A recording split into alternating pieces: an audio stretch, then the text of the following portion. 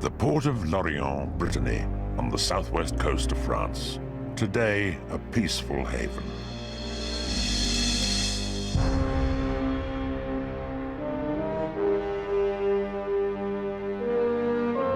During World War II, these concrete pens housed one of the most deadly military machines ever created, the Unterseeboot, the German U-boat.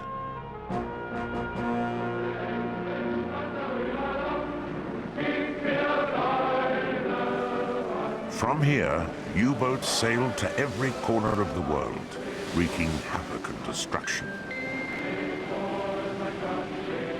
Their prime objective, sinking merchant shipping in the Atlantic.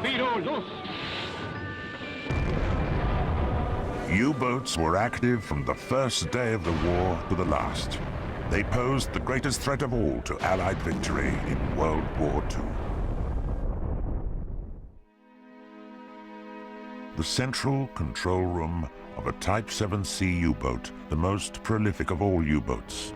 650 were built. This is the only fully equipped example remaining today. Inside this deadly fighting machine, 44 crew members lived alongside their weapons of war for days on end in cramped and often squalid conditions. 40,000 men went to war in these machines in World War II. 30,000 were to die in their iron coffins. They suffered the highest mortality rate of any fighting unit in the history of war. British Prime Minister Winston Churchill later wrote, "The threat the U-boats posed in the Atlantic was the only thing that ever really frightened me during the war. On their defeat hung the outcome of World War II." The Battle of the Atlantic was unique in terms of naval operations. What it really was a 6-year struggle for control of the sea lines of communications between North America and Great Britain. This is the man who created and directed Germany's U-boat fleet in World War II. Admiral Karl Dönitz believed that Britain could be defeated by severing those lines of communication. His U-boats would do that by sinking the vessels that brought the vital supplies on which Britain, an island nation, depended for her survival. This was a war about tonnage. Dönitz, the German submarine commander, believed it was really the only way of bringing Britain to its knees. To start with, it was just a question of sinking as much as it possibly could. Dönitz and his statisticians came to the conclusion that by sinking about 600,000 tons of ships a month, and that works out at roughly 100, 150 ships a month, they could probably cut the British supply line. After World War I, the German Navy effectively ceased to exist. They had only begun to rebuild the Navy in the 30s, once Hitler came to power. But at the time war broke out, they really lacked anything like the kind of resources necessary to fight a war with Great Britain. Dönitz had said, if we have war with Britain, give me 300 U-boats and I'll be able to beat her. When war broke out, he had 57 boats. These U-boats were already deployed in waters around Britain. It was Dönitz's first move towards severing those vital supply lines with North America. The threat of war hung heavily over Britain, and Americans living there were urged to return home. On September 3rd, 1939, a few hours before the British declared war on Germany, a passenger ship, the Athenia, sailed from Liverpool for North America. One of the last passengers to board was Kathleen Scher. I didn't want to leave England. I hated the prospect of the thought that we were going to be in another world war, and yet it seemed inevitable that it was coming. The Athenia's 1,400 passengers were unaware a U-boat was stalking their liner along the coast of Ireland. Its commander was Fritz Julius Lemp. International rules of engagement forbade him from sinking a civilian ship without first allowing those on board to take to the lifeboats. This ruling did not apply to enemy warships. He thought that there were camouflage cannon on the ship, and therefore assumed he had a troop ship in front of him. And as a result, he thought an attack was justified. I was at dinner. I had been invited by a ship's officer to sit at his table. I wanted to experience the first torpedo attack of the war for real. The first shot came smoothly out of the tube, and after a short while came the detonation.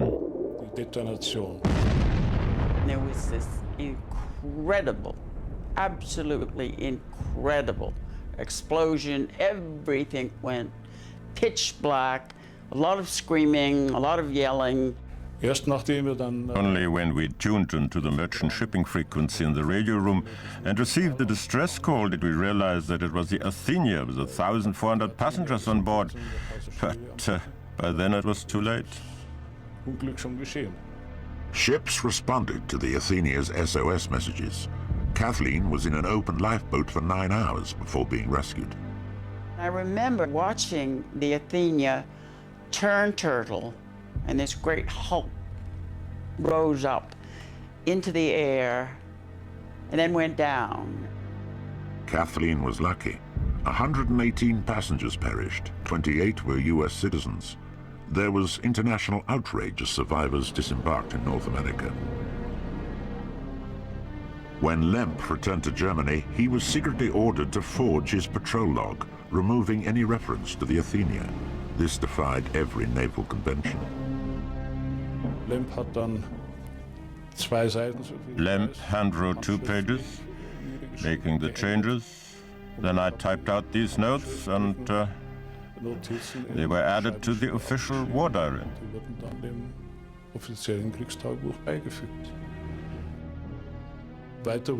After that, the whole crew was assembled and put under the strictest oath. It even went as far as forbidding us to reveal anything with a gesture or facial expression.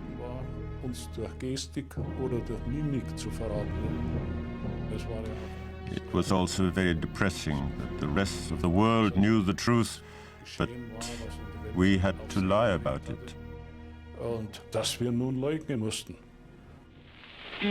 Germany's Minister of Propaganda, Goebbels, blamed Churchill for the sinking of the Athenia, a British plot, he claimed, to lure the United States into the war.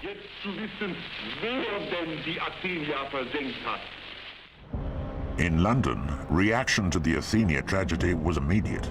Convoying, a system pioneered by the British in World War I, was introduced, in which merchant ships traveled together under armed naval escort. These escorts only operated for 200 miles out into the Atlantic, initially the limit of the U-boat threat. But the Royal Navy were unprepared. They had few escort ships. Also, the Admiralty were dangerously dependent on a system for detecting submarines known as ASDIC. This was an early sonar device, which still lacked range and accuracy. One escort captain who served in the Atlantic right through the war and sank 3 U-boats was Sir Robert Atkinson. In the early days, we had very little equipment, little training, great enthusiasm, but I would say that is about all.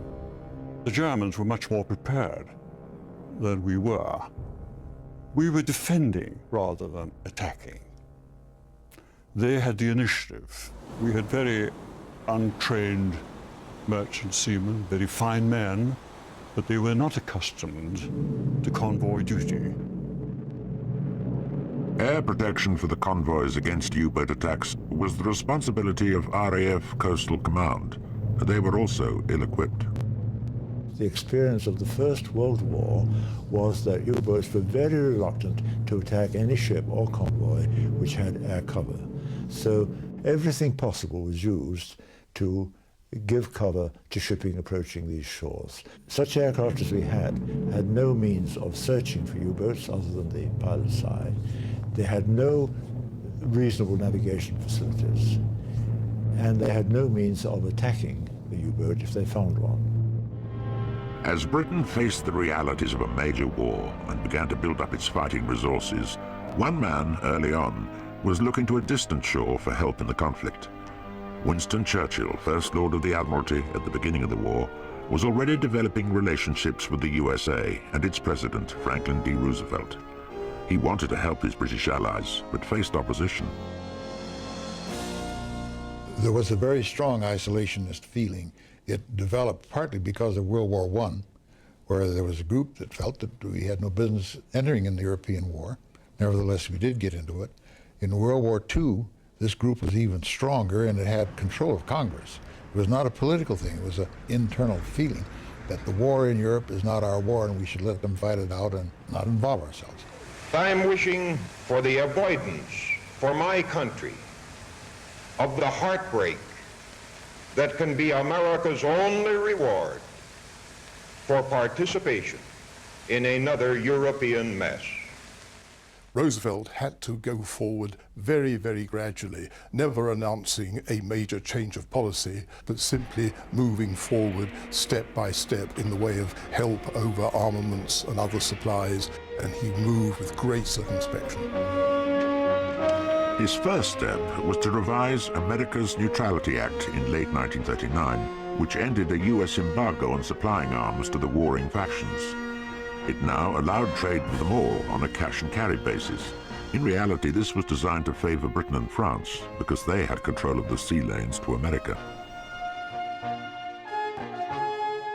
It was this broad expanse of water along Canada's eastern seaboard that became the main assembly point for getting those vital American goods to Britain. Canadian support for Britain's fight against Hitler had been absolute from day one of the war, and the deep water port of Halifax, Nova Scotia, was of critical importance. It was the central port on the Atlantic coast from which convoys were formed up for the long trek across the treacherous Atlantic to Great Britain. The term escort can apply either to the individual warship or to a screen consisting of a number of warships. And the principle of convoy protection was really the safe and timely arrival of the convoy. And that means that the escort would really not want to leave that convoy to go chasing after submarines. And that's why quite frequently escort commanders did not have a high number of submarine kills, because their duty was to press the submarine down, that is, keep it underwater where it was out of contact with the convoy, moving more slowly. It was not the submarines killed which was important for the escort. It was the amount of shipping safely transported across the ocean. This was the U-boat that terrorized those North Atlantic convoys, the Type 7C. A submersible rather than a submarine, it traveled on the surface for 90% of the time. With a maximum speed of over 17 knots from its twin diesel engines, it could outpace many of the defending escort ships. But when it submerged and became dependent on its electric motors for propulsion, its speed was halved. The Type 7C was that which Dönitz personally preferred because they were most suited for convoy battles in the North Atlantic. They were very maneuverable, especially underwater, and that was something that Dönitz considered very important. They would spend a patrol of perhaps 4 to 5 weeks in the North Atlantic, engaged in convoy operations. The commanders of Type 7Cs tended to be younger men, and the Type 7s themselves embodied the virtues of younger commanders. More energetic, more prone to the offensive, greater optimism. All these are reflected in the use of the Type 7C. The Type 7C brought immediate success, and the era of the U-boat aces began. Only 2 weeks into the war, Otto Schuart sank the British carrier Courageous. 500 died. 3 weeks later, Gunther Prien and his crew, in a daring raid against the British Grand Fleet moored at Scapa Flow, sank the battleship Royal Oak. 800 died. It was a propaganda coup. Prien and his men were the toast of Germany.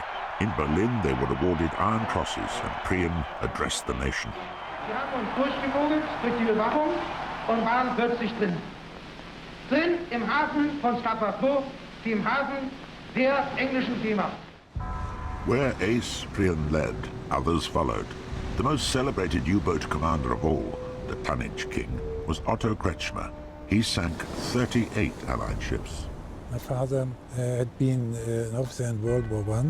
As boys, my brother and myself were taught that the most important thing for a man in Germany is a high sense of duty. Not only normal duty, but also everything beyond the normal call of duty. Kretschmer had trained in the 1930s and learned the orthodox tactics for launching a U-boat attack. This meant firing a spread of 3 torpedoes into the convoy from outside at a distance. Practical experience taught him there was a more effective method of attack. He devised his own close form of engagement, taking his U-boat inside the convoy. He first tested it on a training exercise. I tried out my new tactics, going past the escorts, very close to the target, and firing a torpedo at point-blank range, and not a spread from outside. And these escorts at the training establishment, they were so clever. They knew everything, how to defend a target and against submarine attack. If I succeeded with them, I shall succeed in the Atlantic against enemy escorts who have come out across the Atlantic maybe and are in stress and strain. Hiding beneath the surface by day, Kretschmer would launch his torpedo attacks on the surface at night. With the cover of darkness and firing his torpedoes close into the target, he was harder to locate. He would carefully select the most valuable victims and apply his philosophy of one torpedo, one ship.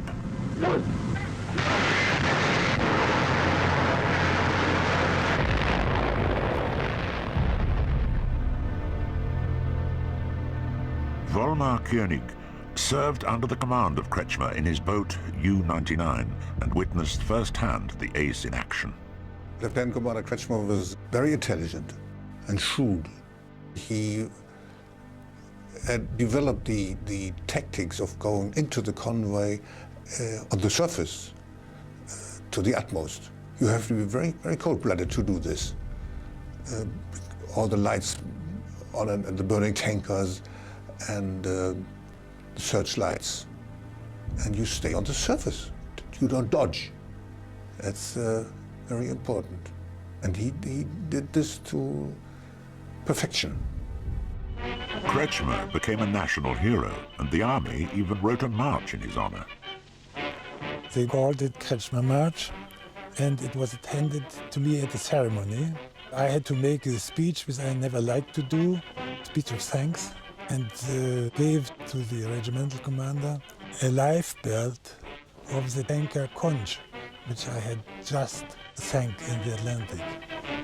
It was the heyday of the aces. Between June and August 1940, a handful of U-boats sank over 150 Allied merchant ships. The German occupation of France, after its surrender in June 1940, had transformed the U-boat war. Dönitz was now able to establish bases along the southwest coast of France, giving his U-boats ready access to the Atlantic convoy lanes. He set up his operational headquarters in this chateau, close to the port of Lorient, where he could watch his U-boats come and go. From this underground bunker, he personally directed all operations. Hans Fuhrmann was his adjutant. While I was there, the biggest problem was the number of U-boats. We only had about 40 to 50 U-boats. That was quite a lot, but of those U-boats, a third were always in transit, going out or coming back. A third would be lying in dock for repairs and refitting, and only a third were really out there in the Atlantic trying to attack the enemy. If the number of operational boats was critical to the success of Dönitz's Atlantic offensive, so were the crews that manned them. The majority were volunteers, intensively trained and attracted to an elite service where pay was double that of the regular Navy. Dönitz once described a U-boat crew as a community bound by fate. Any one failure, any one failing, could mean death for all 50 men. Therefore, a crew felt very much bound to each other and loyalty to each other in a sense that I don't think any other warship represents. Over 50% of the U-boat crews came from central Germany, where industry had taken hold in the late 19th, early 20th centuries. Well over half the U-boat crews had come from the metalworking fields of industry to the German Navy, which meant that they were used to dealing with tubes, pipes, electricity, various forms of metal working and metal shaping, all of which were invaluable skills aboard a naval vessel. These were working class kids. They were proud of their success. Returning from patrol, they would fly a pennant for each ship sunk. By the end of 1940, they had sunk 1/5 of Britain's merchant fleet. They called it the happy time. The ambition of every captain was to sink 100,000 tons of shipping and gain a Knight's Cross. What was important to us, whether we had a good skipper or not, it could mean life or death. Fortunate enough to sail under a good skipper. He was a very reasonable man, he was aggressive and yet cautious. He didn't take any unnecessary chances, and he was only 23 years old. Always ceremonies when we left, and there were ceremonies when we returned. Of course, we slowly approached the pier, and there were lots of people standing on the pier, welcome us.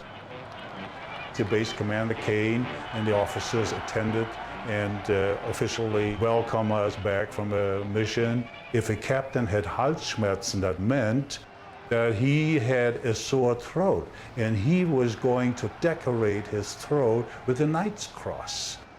And of course, in the process of doing so, he might take some more chances that the crew wasn't always all that enthusiastic about. And the band always played a certain song, and we liked it very much. We were singing, "Now we dive into the foaming beer, because 518 got its ass on the pier." Later on, much later on, when I came to the United States, I found out that that song was Stars and Stripes Forever.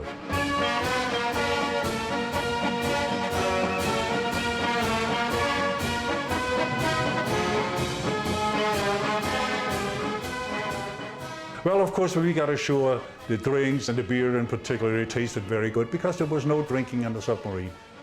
And of course, there were the pleasures of the flesh. They loaded us into a bus and took us to the next town and led us out near the bordellos that were there, and we frequented the prostitutes and make up for lost time.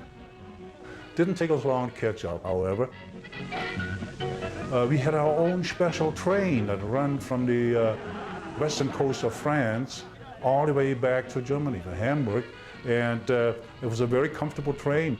That was one of those little privileges that we had. The relationship between Admiral Dönitz and his men in the U-Waffe, or the submarine service, can perhaps best be described as personal. He identified his submarines as his submarines and his men as his men. He made a point of personal contact with his commanding officers.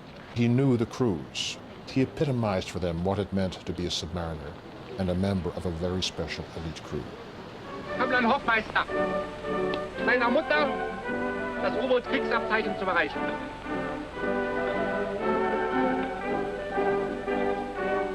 Kämpfen heißt opfern und siegen. Der Kampf geht weiter. The basis of Dönitz's philosophy was an idea which had started very late in World War I. The idea was to use not single submarines, but submarines in groups.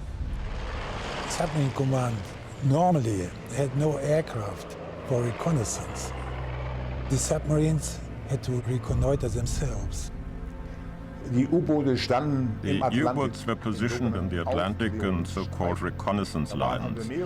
But there were several U-boats stationed at various points within a particular area where they could keep a watchful eye on the traffic flow, and when a U-boat sighted a convoy, it then sent a radio signal giving the precise coordinates of the convoy, how many knots it was doing, and how many ships there were. Then all the other U-boats would mount a combined attack on the convoy, and we call that the Wolf Pack strategy. U-boats never operated alone. Rather, 5, 6, or 7 boats, if available, would pounce on the convoy simultaneously.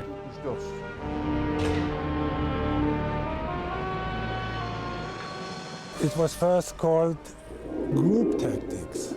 About the end of the year 1939, I got into a train and entered the restaurant car. I saw Dönitz with some other officers sitting there for dinner. Dönitz said the submarine force really needed a slogan. And then he took his table napkin and put down some words. U-Boote sind die Wölfe zur See, angreifen, reißen, versenken. U-boats are the wolves at sea, attack, tear, sink.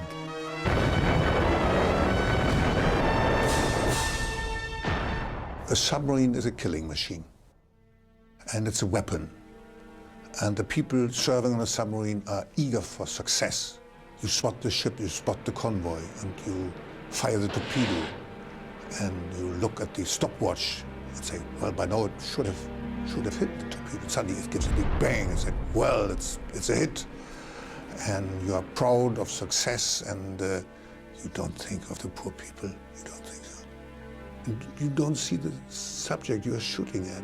Perhaps the captain does, to the periscope, or the people on the bridge if you are fighting above the surface.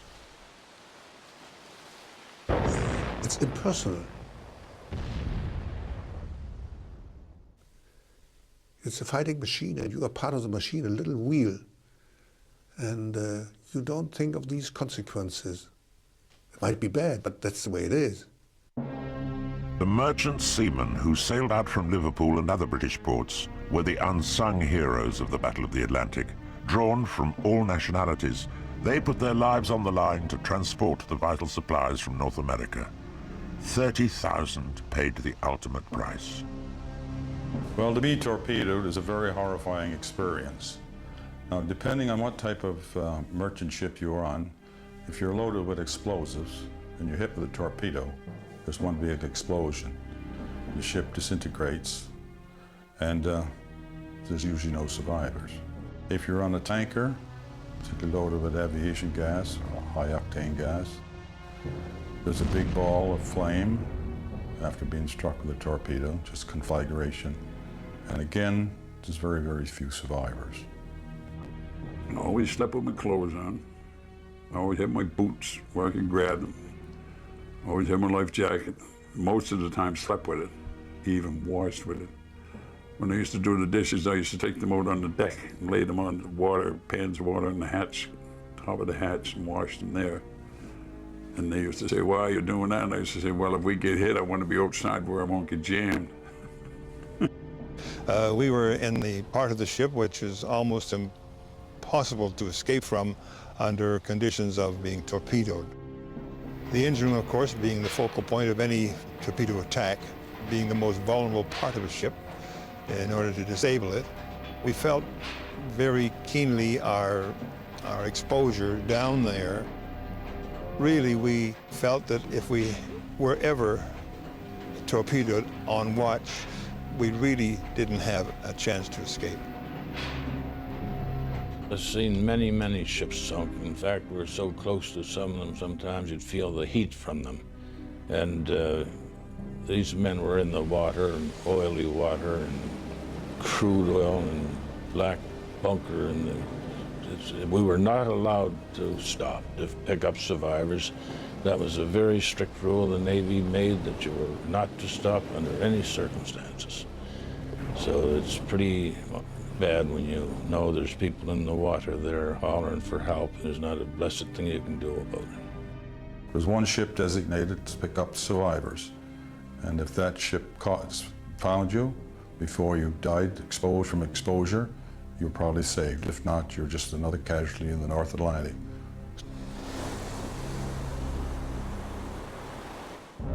In the heart of London, at Churchill's secret underground headquarters, the crippling loss of ships, supplies, and lives was painfully apparent. There was a desperate need for additional escort ships to help protect the convoys.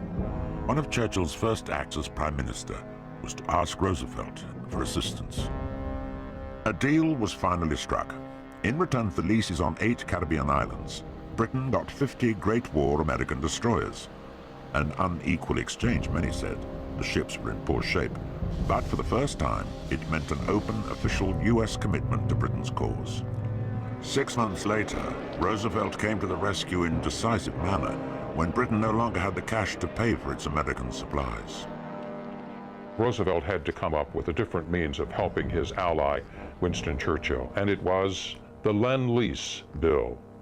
Now, this was an act whereby the United States agreed to give Britain all it needed in raw materials, weapons, fuel, and food in order to keep that island nation alive. And the Lend-Lease Bill was made palatable to many by the wonderful image that was created by President Franklin Roosevelt when he said, "It is like a man whose neighbor's house is on fire and he lends him his garden hose." The Lend-Lease Bill meant Britain could draw on American war supplies without having to pay cash. Above all, it guaranteed a supply of cargo vessels to challenge Dönitz's declared goal of sinking Allied merchant ships more rapidly than they could be replaced. In the spring of 1941, the U-boat arm suffered one of its first major setbacks. Two of Dönitz's greatest aces, Schepke and Prien, set out for the last time. Their boats were sunk in the Atlantic and neither commander survived.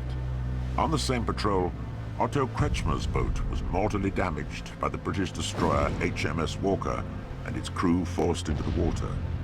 Volmar Koenig was there. And there I was, and clinging to this scrambling net. But I was too numb to do anything, so the British sailors came over the side, down the net, and put me up to the deck. Of course, I had a life jacket on, and the mermaids couldn't pull me down. I recovered myself on the surface again and followed my crew, the rest of my crew, which was taken up out of the water by HMS Walker. Kretschmer's capture ended the era of the individual aces and marked a change in the direction of the U-boat war. Henceforward, Dönitz switched almost entirely to group tactics, wolf packs operating further and further out into the mid-Atlantic. His operational base in France was also expanding. Construction of the huge U-boat pens at Lorient was underway. With their massive reinforced concrete walls, they provided a secure haven against British bombing raids. And from shipyards all over Germany poured the boats to fill them. In 1941, Dönitz's fleet doubled, but expansion brought problems. As the U-boat fleet expanded so dramatically from 1940 to 1942, Dönitz had to cut corners in training his commanders, in training his crews. He knew that in order to provide the strongest possible force to fight the convoy battles in the North Atlantic, he had to compromise on their training. Younger, less experienced, less well-trained commanders might not possess the kind of insight into how to attack a convoy. To compensate for that shortcoming, Dönitz assumed on himself the need to control operations, to direct a convoy battle from his headquarters. But one of the prime characteristics of the direction of the submarine war in the Battle of the Atlantic was radio communications. And Admiral Dönitz would constantly have radio contact with his ships. He was conducting war on their behalf, directing them towards certain convoys, directing them towards certain task groups, demanding that they submit weather reports, whatever the case might be. In fact, he was known to have sent a lot of signals which, from a purely operational tactical point of view, were utterly superfluous. And sometimes it seemed as though he himself really didn't understand the risks he was asking his commanders to undertake. Frequently, in replying to these signals, the submariners were exposing themselves needlessly to danger. British naval intelligence knew in World War I everything about the position of German U-boats, because also of the radio chatter. They took bearings, they knew where they were. Locating the position of the enemy by tuning into his radio signals had been written about in an obscure English publication in 1931. Kretschmer had discovered this book during his midshipman training and not forgotten its lessons.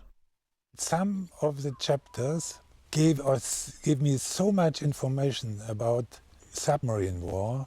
First of all, not to use the radio, to keep radio silence, and know how efficient British naval intelligence was. In a leafy suburb 50 miles north of London lay hidden one of the most powerful and secret weapons of World War II, the British government's communications headquarters at Bletchley Park. Their highest priority was to crack the German naval code. This machine lay at the heart of that code. Every U-boat had one. It ciphered and deciphered all the secret messages that passed between Dönitz and his U-boats. It was considered impregnable. The British called it Enigma. The German cryptologists had taken their steps to protect their messages with the very invention of the Enigma cipher system.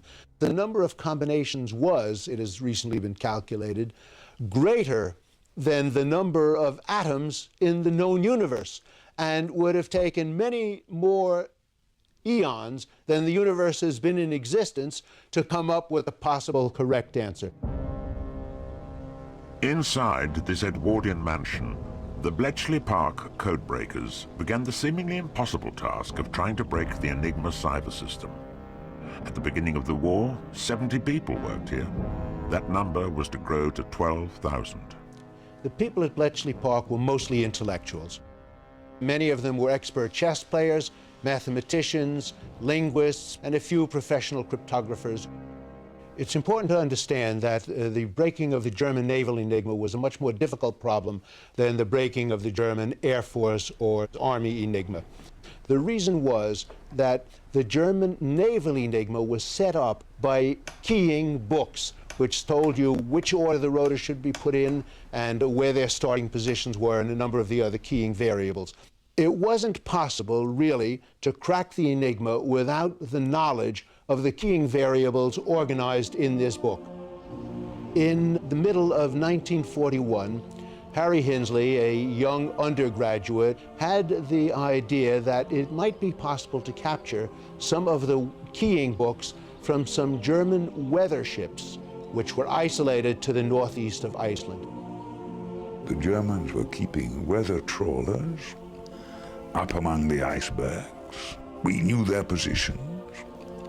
And most important of all, though this was a guess on my part, that they carried the Enigma. And with that information, the Admiralty went and captured a trawler. It was a stroke of fortune that the Germans had the Enigma in those little ships, little fishing ships. It was unbelievable. I couldn't believe my eyes when I thought, well, they've got the Enigma. I could hardly believe myself. But they had. And that was an amazing, amazing stroke of luck. Further treasures were about to be recovered from the Atlantic to help the codebreakers crack the Enigma system. U-110, under the command of Fritz Julius Lemp, who sank the Athenia on the first day of the war, was blown to the surface by a Royal Navy escort group. For David Baum, it was to be the most important day of his life.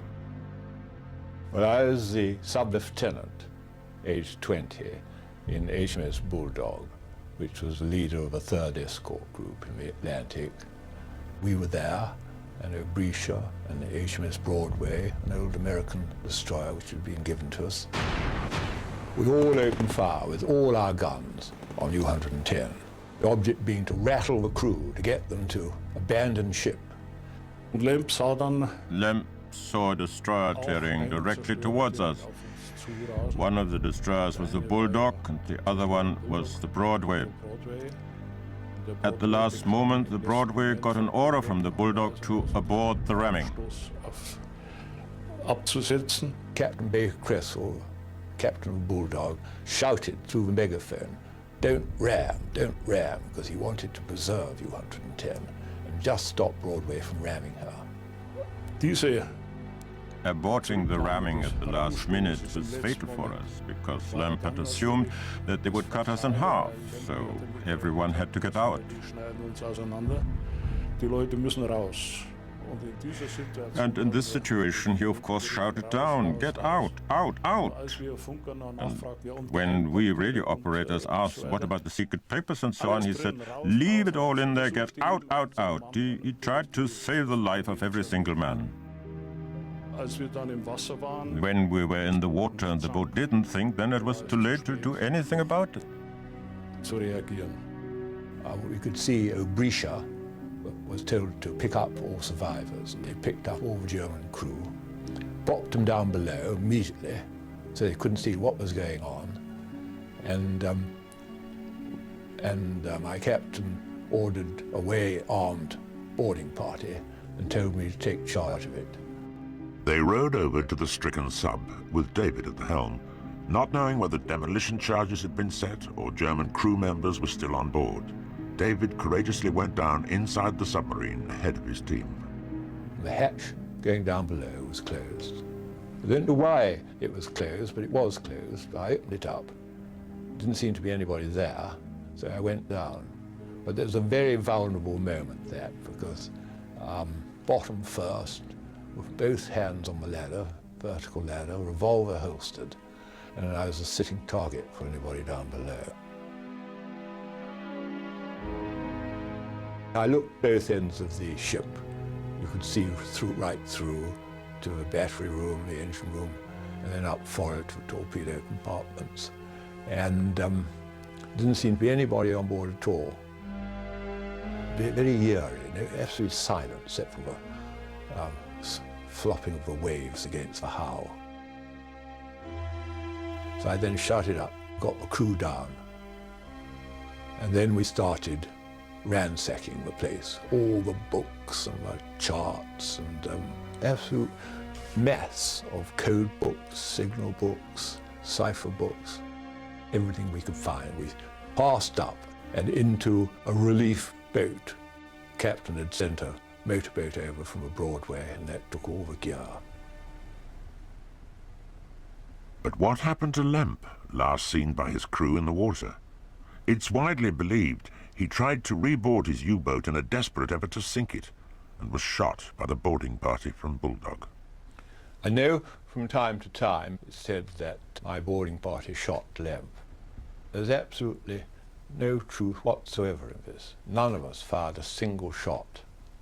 And we didn't see the survivors. They'd been picked up or were being picked up the other side of a U-boat. And I think Lemp must have realized that the U-boat wasn't sinking. He may have seen us going over in the boat. And thinking of his past too, when he'd sunk the Athenia, which was quite a controversial matter. And I think he probably felt this is really it, letting my boat be boarded, not sinking it. And he probably just committed suicide in the water. David's cryptographic treasures from U-110 were rushed to Bletchley, and together with the seizures from the weather ships, the code breakers were now able to crack the Enigma ciphers. It was one of the outstanding achievements of World War II. The British were soon reading the secret messages that passed between Dönitz and his U-boats as rapidly as the Germans themselves.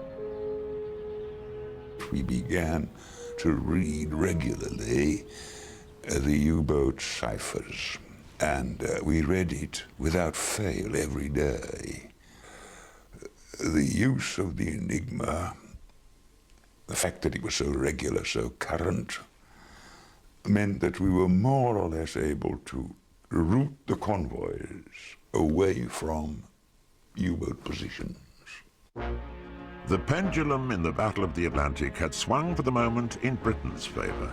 By mid-1941, the convoys were getting through with reduced losses, and the United States, though technically still neutral, was playing an ever-increasing role in ensuring those vital war supplies reached British shores. We were in the war against the German U-boats, helping England long before the United States technically declared war. I know I was there. I was in a destroyer. We convoyed across the Atlantic Ocean. We escorted across all the way to Iceland from the United States. Some of our fellows escorted all the way to within 100 miles of the shore of England. By placing United States naval vessels in the convoy lanes and directly protecting the ships, the freighters and the tankers that were carrying goods to Great Britain, the United States was engaged in warlike activity. So we were in action. Our orders were to fight back. President Roosevelt declared first that everything on a certain line in the middle of the Atlantic was on our side. Later he extended that line closer to Europe and finally declared the entire Atlantic Ocean an American lake. It must be said that most people then and most people now do not know that the United States issued war orders in July of 1941, 6 months before the Japanese attack on Pearl Harbor. The orders were issued by Admiral Ernest J. King, who is Commander-in-Chief of the United States Atlantic Fleet. This was a direct action for the United States Navy to go to war. On September 4th, a destroyer, the USS Greer, had an exchange of fire with a U-boat at sea. Both missed. There was no damage done to either side, but the exchange of fire that everybody had worried about had taken place. The following month, the destroyer Kearney was torpedoed and 11 seamen died. American blood had joined the Atlantic War. Our American merchant ships must be armed to defend themselves against the rattlesnakes of the sea. Even as Roosevelt spoke, one of those rattlesnakes, U-552, was hunting its prey in the Atlantic. Our American merchant ships must be free to carry our American goods into the harbors of our friends. In command of U-552 was Erich Topp, one of Donitz's greatest aces. And our American merchant ships must be protected by our American Navy.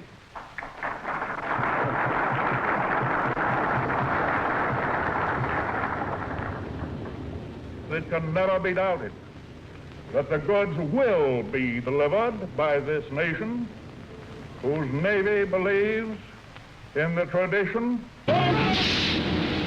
of damn the torpedoes, full speed ahead. 4 days after Roosevelt's speech, Topp torpedoed the American destroyer Reuben James. It was the first U.S. Navy vessel to be lost in World War II. 2/3 of the ship's company died. As far as I was concerned, the Reuben James was a British destroyer protecting a British convoy. And therefore, I had no qualms about attacking her. Several days later, I heard on American radio that an American destroyer, the Reuben James, had been sunk. And I realized just how politically explosive this matter was. 110 lives were lost in this catastrophe. And you could say they were murdered in the most horrific way imaginable. People were swimming around in oil, on fire. It was appalling. At least 2/3 of the crew. I was haunted by this image, and I spent days and nights thinking about it, unable to change what had happened. From my point of view, I felt guilty that I might have started a war with the Americans. Topp did not, but the Japanese did. Out of the blue Hawaiian skies, 5 weeks later, they rained devastation on the American battle fleet at Pearl Harbor, sinking or seriously damaging 18 ships and killing over 2,000. Overnight, after December 7, 1941, the entire American nation rose up in wrath against the Japanese. But there was no commitment in Congress to declare war against Nazi Germany. It took Germany to declare war on us to bring us into war with that power. And many people think that next to Hitler's invasion of the Soviet Union in June of 1941, this was his biggest mistake. On December 11th, 4 days after Pearl Harbor, Hitler unilaterally, gratuitously, with no sound reason, declared war against the United States. But that declaration of war against the USA, far from creating despondency in the U-boat arm, was celebrated.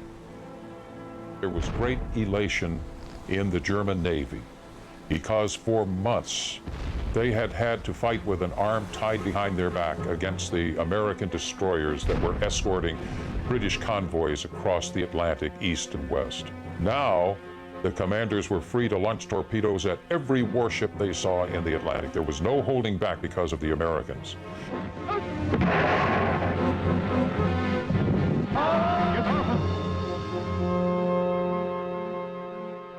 Dönitz secured permission from Hitler to go ahead and plan an attack along the east shore of the United States, from Maine to Florida, in an operation that Dönitz called Paukenschlag, drumbeat. Now, Admiral Dönitz thought that his U-boats would have no problem with the United States Navy because they were untrained and unprepared, and in Dönitz's view, and certainly that of Hitler too, the United States Navy was unprofessional. The German High Command had a very poor regard for the American fighting man. Did not think that the American had the stomach for a fight. Did not think that the Americans would be able effectively to turn back those U-boats, to bloody their noses. Rather thought that the U-boats would bloody the American Navy's noses. And they were right. It was the greatest maritime disaster in modern times. It was the greatest defeat at sea suffered by the United States Navy in World War II. It was an Atlantic Pearl Harbor.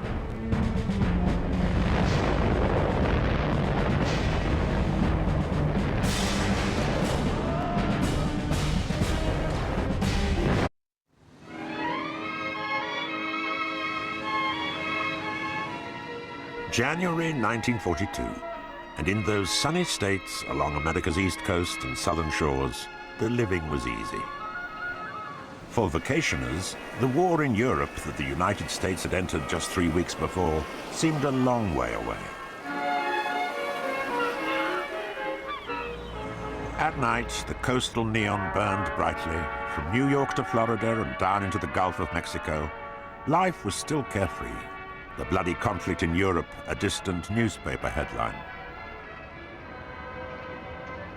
Americans were unaware that just a few miles off their shores lurked one of the world's most potent military forces, poised to strike against their country. Hitler's U-boats had arrived on the American seaboard. Vessel after vessel went down from Maine to Florida, into the Gulf of Mexico and through the islands of the Caribbean, all waters protected by the United States Navy. The German U-boat fleet had its way with the American coastal waters. In what has to be reckoned one of the greatest maritime disasters of all time, it was certainly the greatest defeat at sea suffered by the United States Navy in World War II. By the time that the United States finally got a grip on this situation, almost 400 ships had been sunk, with the loss of about 5,000 lives.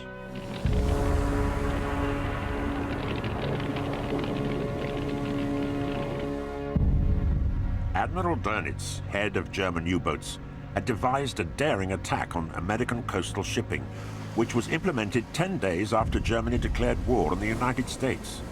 5 U-boats were readied and secret orders issued to their commanders. We left Lorient on the 23rd of December, 41, and I want to leave before Christmas because I don't want to have drunken sailors on board. And on Christmas Eve, we submerged, and then we make a German Christmas. We had Christmas trees on board and parcels for every man of the crew. I read the Christmas story of Lucas number 2. And we were singing Christmas chorals and so on. We had a special good dinner, and for some hours the war was very far off. It was the most impressive Christmas Eve I had in my life. Hardigan set course for America 3,000 miles away in his Type 9 U-boat. 4 others followed him. I had the order to go to New York and to be there on the 12th January and not to attack other ships. They were to strike all at once on the same day against targets of opportunity. They were not to operate as a wolf pack, but to operate independently, to find targets, hold off, and then on January 13 strike at once in an operation that Dönitz called Paukenschlag, drumbeat. Paukenschlag meaning the sudden beat of a drumstick against the tympanum or drumhead of a drum. We had no charts of the American coast. I had no navigation aids at all, because if Dönitz would have ordered charts of East Coast of New York, maybe one spy remarked it, and then the enemy would have known that John Submarine would want to go to the East Coast of the United States. And so I had only a small atlas von Knauer of the American coast. There was only a small plan of New York, and that was all. Unknown to him and to the other 4 U-boat commanders as they made their way west across the Atlantic was the fact that the British Admiralty in London was reading all of their radio traffic to and from Admiral Dönitz. And they were able to plot the position, course, and speed of each of the boats day by day. And they gave all of that information to the United States Navy. The documents and the daily situation maps of the United States Navy itself show just how detailed U.S. knowledge was of the approach of that fleet. And yet, when the fleet arrived, the United States Navy did nothing.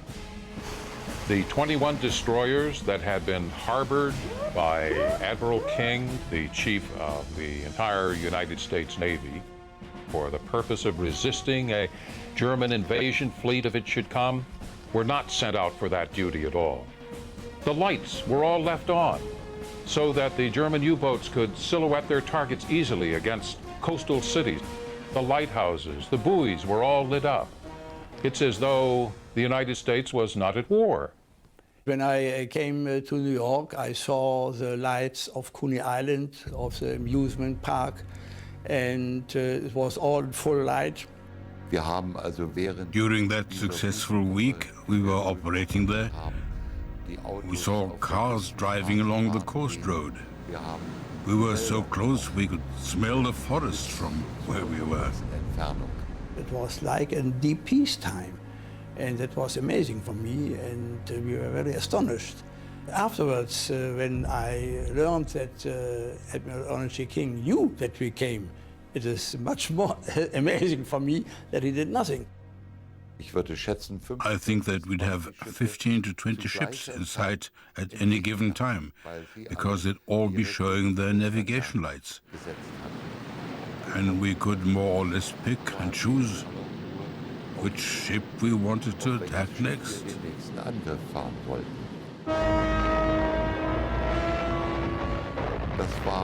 For us, this was totally unexpected if you compare it with the way the U-boats had to fight in the North Atlantic or elsewhere against stronger and stronger defensive forces. In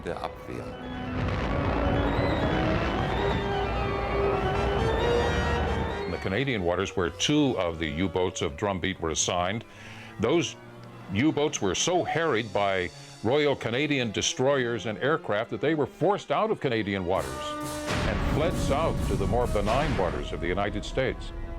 But the U.S. Navy did precious little but to twiddle its thumbs and to watch a carnage develop the like of which had never happened in American waters in modern times.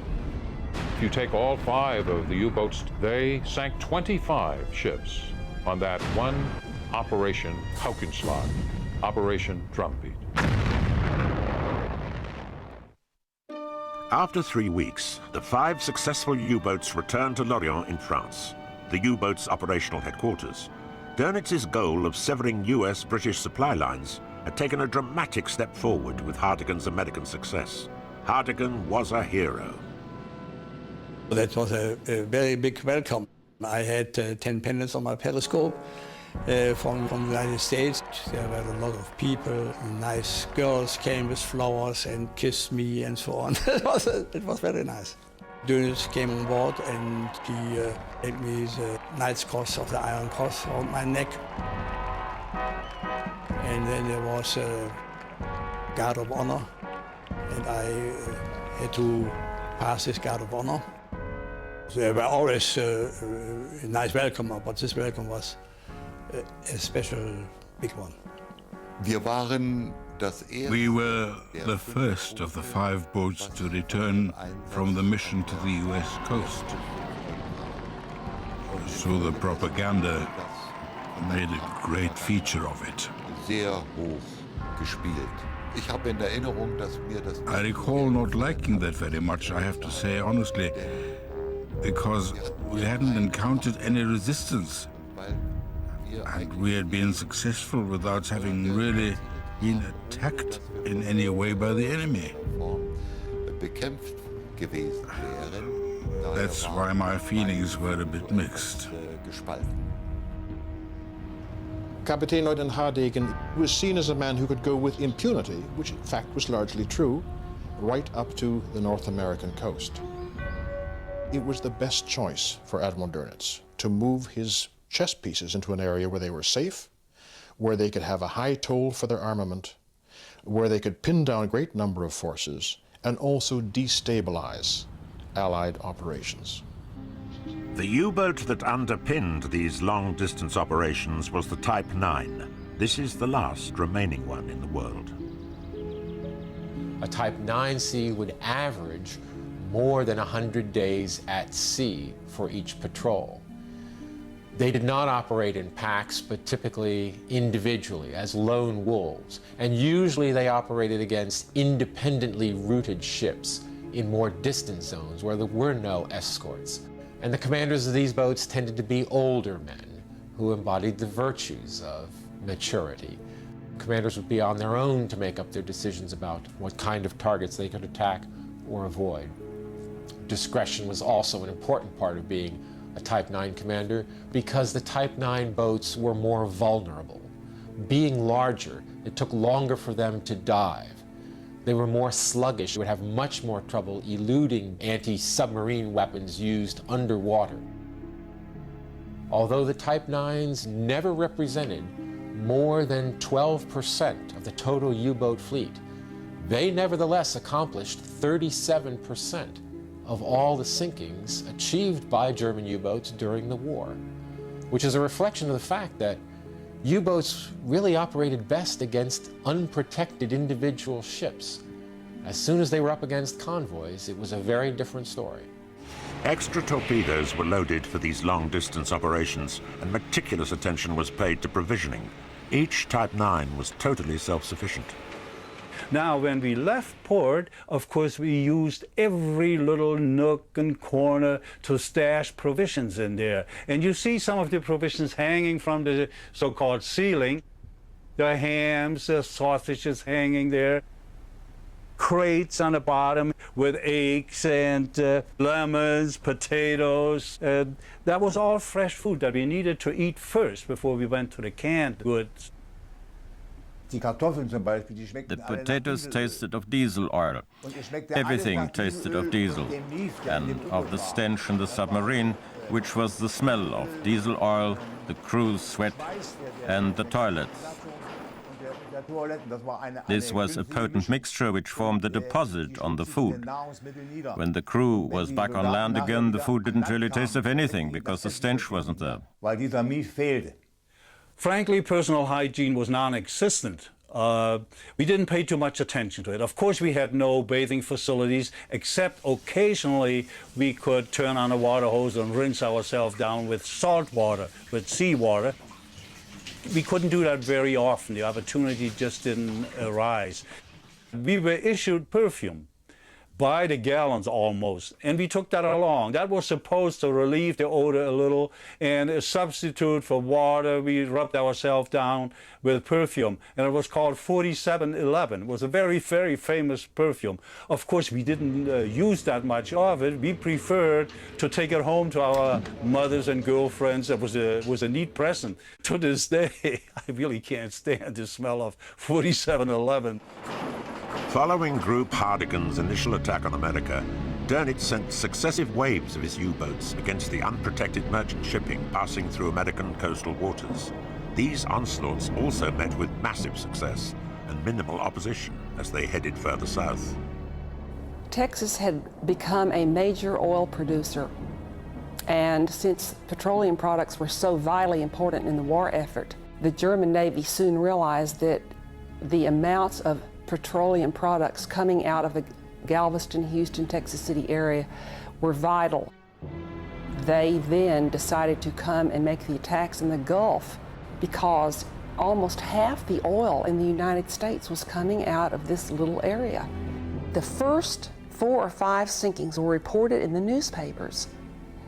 Then, suddenly, the news stopped any reports of the sinkings altogether. All in all, in the almost 2 years they were in the Gulf, they sank 56 ships and damaged 14 more, which made a total of 70 ships. That was a major victory that people are unaware of to this day. Two lifetime friends meet to reminisce. One of the most daring attacks on American shipping took place just off the Florida coast near Jacksonville. It was experienced by Phil May and Vernon Townsend. Phil May and I had dates with 2 of our classmates in high school. We drove to the beach, went to the boardwalk, which had Ferris wheels, merry-go-rounds, and so forth. We were riding on the merry-go-round, and I remember coming around, facing the ocean, and looking, just, you know, you're looking out at the ocean anyhow, and all of a sudden, here's this gigantic ball of fire right straight out in front of us. Within 30 seconds, somebody said, "U-boat." Commander of that U-boat was Reinhard Hardigan. His prey, the Gulf America. Off St. Augustine, I saw a big tanker and torpedoed her, and she was burning very hard. And I wanted to finish her with my gun. As the fire was blazing, I could actually see the outline of the deck gun on the submarine and the conning tower as they fired. It was a very dramatic sight. And it was very intimidating to realize that they could have turned their guns toward us, which they did not.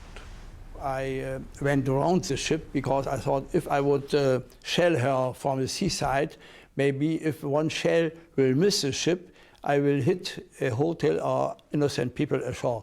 It was difficult for me because my boat was silhouetted against a burning tanker, and I had no opportunity to escape if a destroyer or a gunboat will suddenly come, because in shallow water I cannot dive, I cannot submerge. We had read about the war in Europe, but this was the first time we had seen the war. And we were dumbstruck that anyone would do that so close to the United States. I just could not believe the war had come right to our front door. And, you know, at 16 years old, I thought, my gosh, you know, we are really in the war. 19 men died that night in the burning oil, almost half the tanker's crew. This tragedy forced Admiral King to halt oil tanker traffic on the American East Coast for a month. As U-boat attacks on American coastal shipping escalated, so did public alarm. The public, I think, became more and more paranoid about the U-boat operations. An air of suspicion prevailed. The FBI even had people in Galveston spying upon each other to report who went in and out of certain houses. People were afraid that there were some people sending out secret messages to the U-boats because no one could figure out how they knew where the ships were. It was all a very mysterious thing. And people were looking for Germans to come to shore in rubber dinghies. They even thought that they had come and snuck in sometimes and gone to the movies and had bought groceries. People were also afraid of possible sabotage. They thought that the enemy was going to sneak ashore and blow up the refineries and all of these petrochemical plants, which were highly explosive, that existed right there close to Galveston. There was just a lot of fear of the unknown. The fear of German landings on American beaches was not misplaced. In early summer 1942, at this spot on Ponte Vedra Beach, Florida, the nightmare became a reality. 4 Nazi saboteurs were put ashore by U-boat. They slipped inland under cover of darkness. They were to rendezvous with 4 other enemy agents who had made a simultaneous U-boat landing at Amagansett on Long Island. This was Operation Pastorius, a Nazi plot to blow up American industrial plants, damage war production, and achieve a devastating propaganda coup for the Third Reich. In these dunes, they buried cases of explosives and detonators before heading for New York. The plot was swiftly betrayed by 2 of its members, although FBI Chief J. Edgar Hoover claimed the credit for their capture. Their cache of explosives in the Florida dunes was dug up by FBI agents, and the conspirators were tried by a hastily convened military commission in Washington. Within weeks, the 2 informants were jailed, and their 6 fellow spies executed at 14-minute intervals, the fastest multiple electrocutions in American history. To protect America, the Coast Guard formed beach patrols. In Texas, they took to the saddle. We patrolled the beach at night, horseback, and to start with, they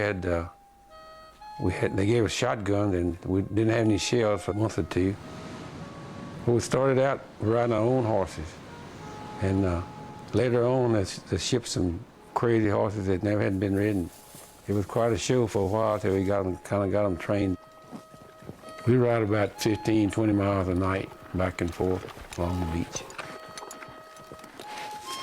We were told to look for spies that probably the U-boats would put out to come ashore to like sabotage Beaumont or Port Arthur, the refineries, and any lights or anything that might be out in the Gulf.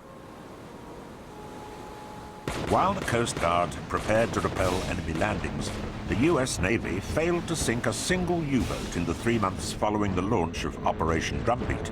It was all too easy for U-boat aces like Erich Topp. They were unprepared for it.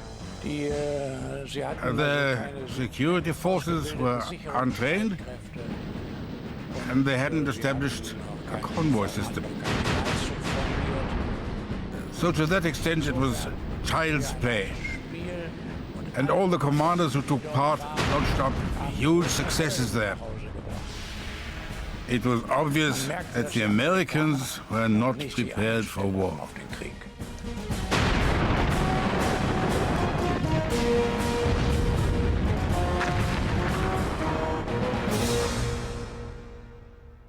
Commander Erich Topp returned home from America to a rapturous dockside welcome. Donitz's bold initiative against U.S. coastal shipping and the overwhelming success of his U-boat men in their strikes at the heart of the enemy had not gone unnoticed by German High Command. Reinhard Hardigan and Erich Topp were summoned to Hitler's headquarters in East Prussia to receive the Führer's personal congratulations and the addition of oak leaf clusters to their Knight's Crosses. German success spelt disaster for merchant seamen. Sailing in American waters had become a hazardous undertaking, especially for tanker crews. We were running coastwise much of the time up to New York from down here in Texas. Cape Hatteras seemed to be the big bugaboo. Up there it seemed like a kind of a junction point for everybody to go to Europe or go to New York or Boston, and the submarine seemed to hang out right around Cape Hatteras, which was known as Torpedo Alley. Most of the time we got in that area while we'd all be wearing our life jackets and being prepared to abandon ship at any time, because it just took just a few minutes when a tanker got hit. the whole thing would be enveloped in fire and it'd be just a terrible situation. You're going to abandon ship while they had these life rafts that would just slide off by gravity. And all somebody had to do was just cut the line and the raft would go floating off, and it was made up of barrels and planks. Our company had 2 boats that were sunk in the Gulf of Mexico, but we really didn't realize how bad it was until the war came to an end. Surprisingly, the U.S. Navy was very slow in putting into effect the convoy system, which had worked really well in World War I. It was just incredible that these ships, these tankers, kept sailing singly across the Gulf of Mexico and got blown up just one after the other. From the point of view of the British, it was particularly galling because we had successfully convoyed ships across the Atlantic only to see them sunk when they were running down the American coast under the alleged protection of the United States Navy. And in particular, we were losing a lot of tankers that way. And of course, tankers, fuel oil, fuel petrol was absolutely vital to the British war effort. The 6-month disaster that took place along the east coast of the United States, in the Gulf of Mexico, and in the Caribbean could have been averted in great part if Admiral King, who held all of the strings of anti-submarine warfare in his own personal hands, had done a number of things. First, if he had heeded British intelligence that was reaching him each day from the Admiralty in London, and if he had heeded British tactical doctrine for fighting U-boats, hard-earned knowledge that the British gave Admiral King and his subordinates. But Admiral King did not heed either because he was an Anglophobe. He detested the Royal Navy and particularly its intelligence. And he simply refused to accept the idea of convoy on the ridiculous ground that this was really defensive warfare. But of course, as the British had learnt the hard way, convoy actually is offensive as well, because the U-boats have to go to the convoys, then you've got a chance of sinking them. The second thing he could have done and did not was to turn out the lights. He decided to order that the lights be dimmed, but not blacked out. And so the massacre continued. As the U-boat commander said, even with the dim out, we're able to see our silhouettes very clearly. Admiral King finally responded to the catastrophe off America's shores. Hundreds of small boats, schooners, shrimpers, and even private yachts were requisitioned to patrol U.S. coastal waters. To man these ships, the Coast Guard Auxiliary was formed. An early recruit was Charles Stamey. There were no physical, no experience necessary, no qualifications. If you were breathing, you were in, period. In fact, all of these Coast Guard Auxiliary boats, they didn't have any navigation equipment at all, nothing. There was nobody on that boat that could tell at any time exactly where we were. Nothing. If you saw something happening out there, you could radio into the Navy base there at Galveston and say, hey, you know, here's what's going on. Well, and where are you? And about the only thing you could tell them is, beats the hell out of me. Another recruit sent out to confront the U-boats was Walter Daigle. The ship I was on was a 2-mast schooner. We had a diesel engine besides the sails. We were given pictures of German U-boats, so we had an idea what one looked like. We would go out 12 miles, and we patrolled the Gulf of Mexico, and we spent our time scanning the horizon with binoculars for several days at a time before we returned to Pier 12 in Galveston. Initially, we had 3 boats in that auxiliary. These boats had a .50 caliber machine gun mounted on the deck up front, and it had 4 ash cans, commonly called depth charges, that were on racks, and that was it. If we dropped one of those depth charges, I don't think we could get up enough speed of the boat to get away from the explosion, so you blow yourself out of the water. What would have happened if we saw a U-boat? We would have attacked it immediately. That was our goal. I'm sure we would have did that. We'd have fired death charges. What would happen after that, I have no idea. It was suicide. If you went out and challenged one of those big German submarines, it would be like challenging a battleship and a rowboat. They would probably have used the deck gun and just sunk us right there. That would have been the end of it.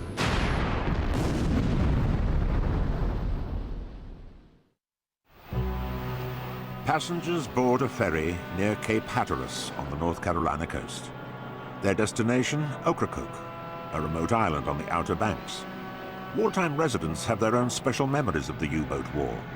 Arnold Tolson. I was in the Coast Guard, Chief Petty Officer in charge of the 83-367, the sub-chaser. Our main duties was to protect the shipping up and down our coast. In fact, we were all after German subs. You could come beside one ship and count 15, 16 more stacks at one time in the ocean, which had been torpedoed. It was a bad, bad time. His Majesty's ships come over and helped us patrol this coast, trying to rid the coast of the submarines and the menace. And that was one of the reasons that the HMS Bedfordshire was over here. Her and several of her sister ships come over to help us protect our coast. We did not have in this country, we didn't have any anti-submarine fleet capable of doing the job.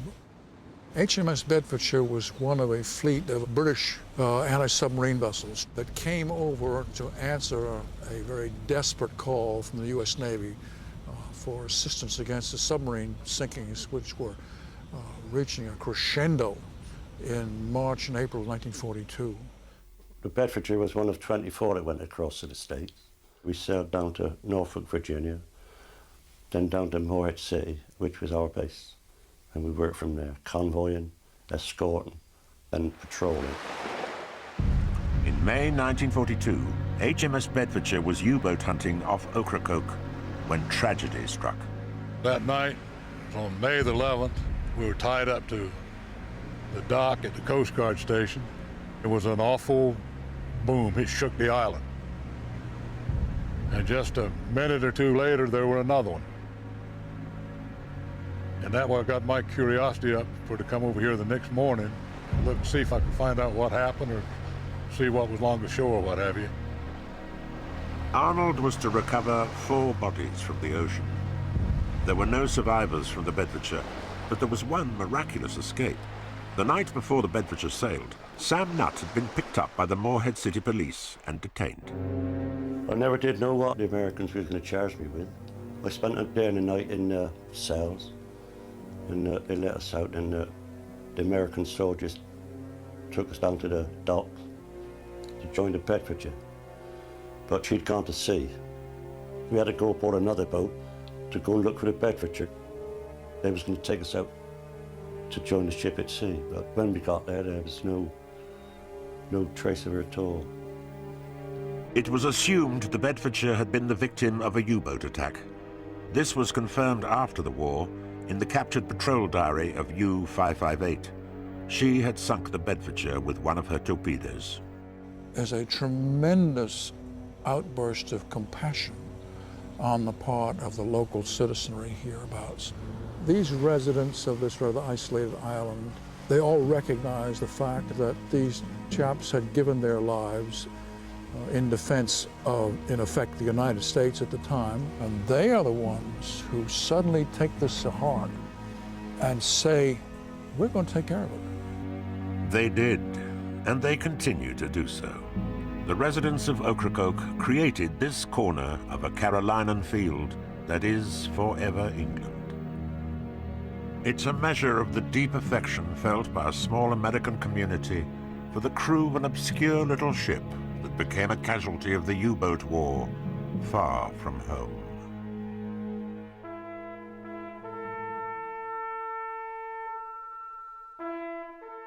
I think they were a damn good crowd. They lost a good bunch of lads. We could always replace a ship, but not 37 men. Why I'd come to miss that boat is there again is another story only him up there can answer, I presume.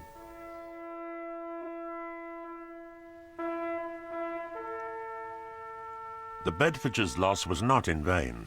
The lessons taught by those 24 anti-submarine trawlers sent by Winston Churchill and Admiral King's belated introduction of convoying ended the U-boat mayhem in American waters. When finally Admiral King was brought around to convoys, he then declared convoys are the only means for fighting U-boats. He became a very determined convert. He realized from sheer bitter experience with all these ships going down off his own coastline that convoy must be adopted, that it was the only answer. And in June 1942, he actually did adopt convoy, and immediately the U-boat sinkings fell away sharply, and the U-boat's happy time was over. But it was too late for the hundreds of ships that had already been lost and the thousands of men who had already died. With the end of the American happy time, Dönitz's wolfpacks returned to the North Atlantic convoy lanes with a vengeance. At Bletchley Park, the British code-breaking centre, disaster had struck. Early in 1942, the Germans had improved their naval Enigma code machines by adding a fourth rotor. Overnight, the British codebreakers had lost their means of deciphering the secret messages that passed between Dönitz and his crews. No longer could the Allies eavesdrop on Dönitz's orders to his boats or pinpoint their positions. Bletchley was blind.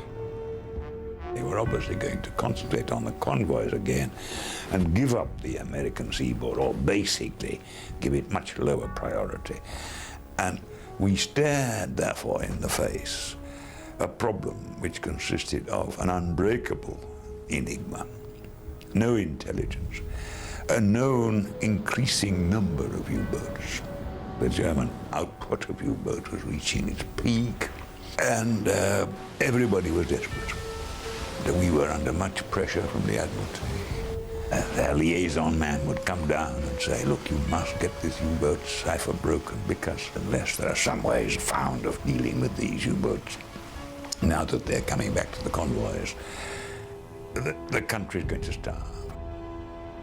Beneath the streets of Liverpool lay one of the best-kept secrets of World War II.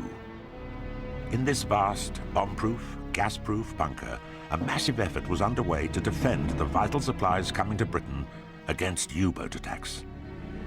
Western Approaches was the world's first combined operations command headquarters. Here, Royal Navy and Air Force personnel worked together, plotting and protecting the convoy routes across the Atlantic. On their joint efforts hung not just the safe and timely arrival of each convoy, but the outcome of World War II itself. Responsible for the air war against the U-boats were RAF Coastal Command. The primary role of aircraft in the Battle of the Atlantic was to support the Royal Navy in their task of defeating the U-boat menace. U-boats were frightened about air cover right from the very start. The role of the aeroplanes was firstly to deny the surface to the U-boats, a very important role in convoy defense. Their other role, of course, was to kill U-boats. By 1942, we had made considerable progress. Better aircraft, better search equipment, the introduction of the early marks of radar, the standards of navigation improved, crew training had improved, and the introduction of the naval depth charge had made a big difference in our attack capabilities.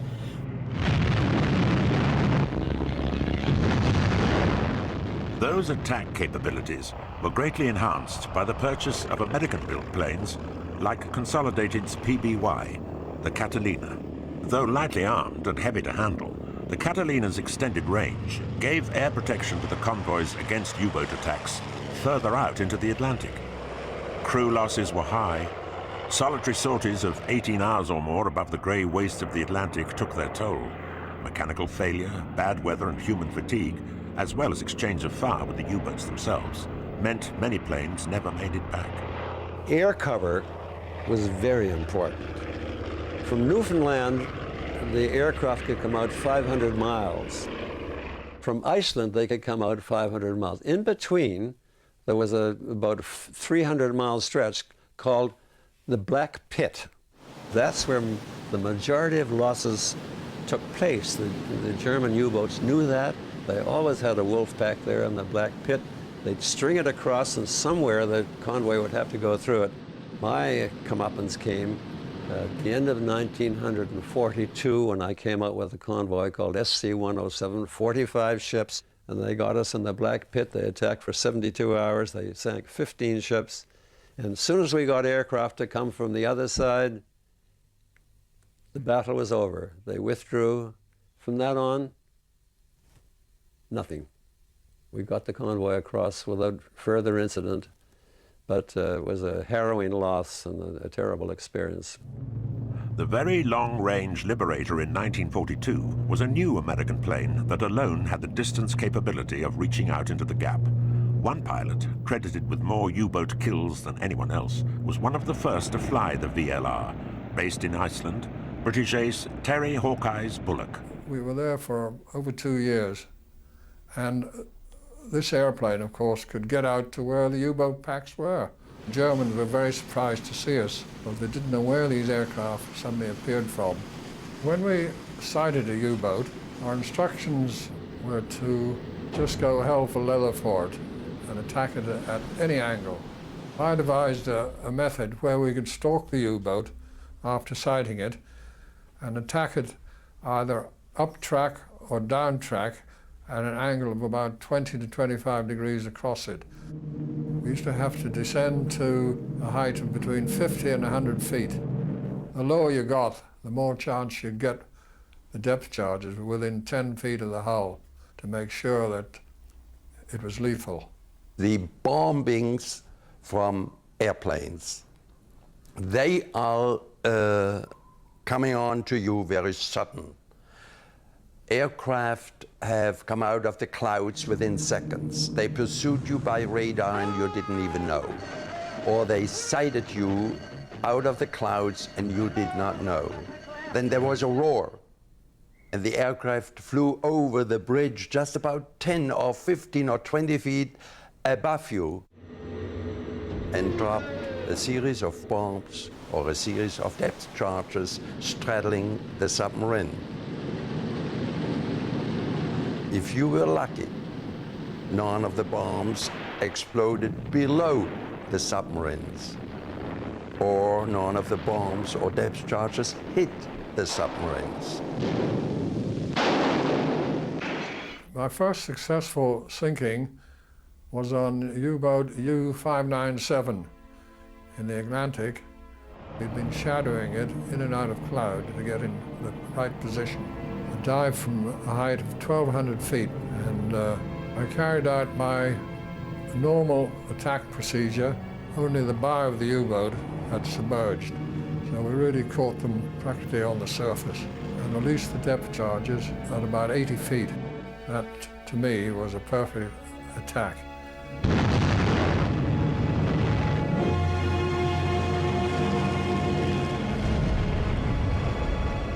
That was credited straight away as a kill.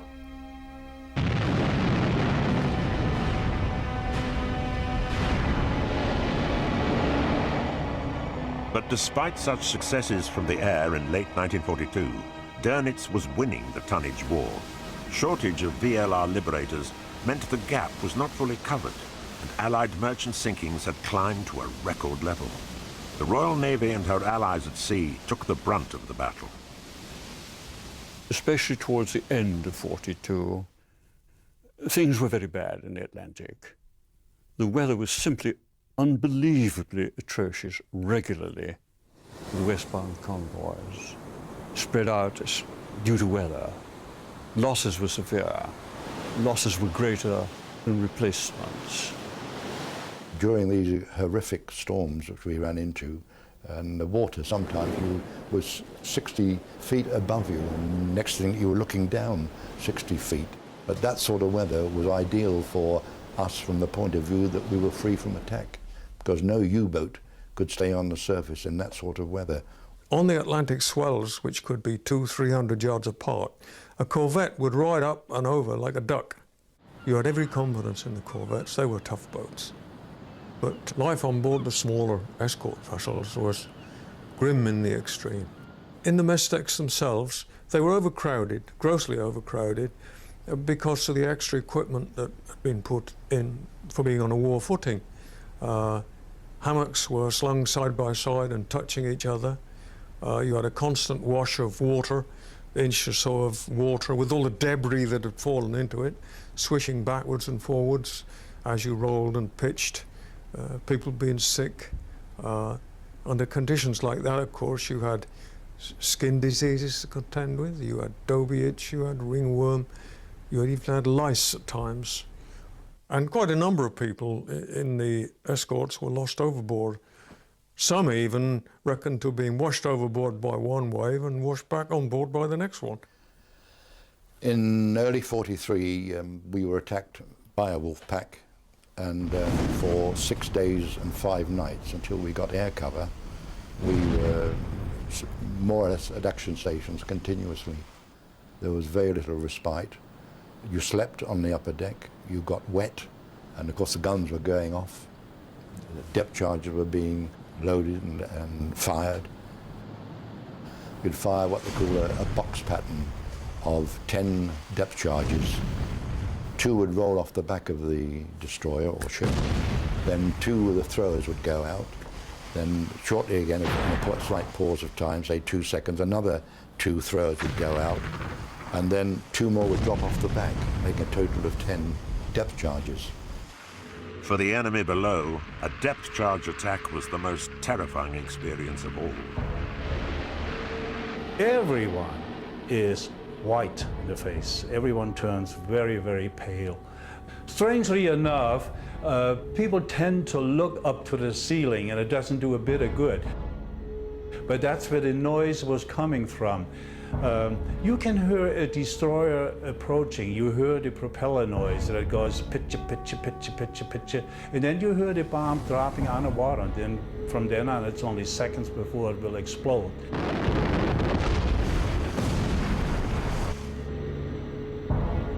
There is an automatic sense of wanting to preserve your life.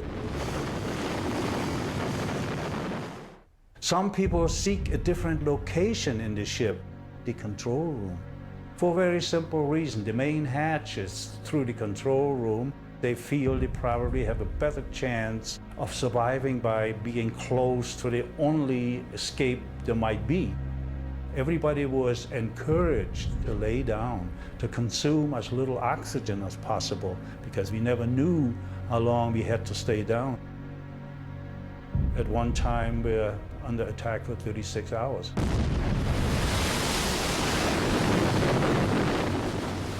War at sea is an impersonal thing. You seldom see the enemy. He's distant. You fire guns at him.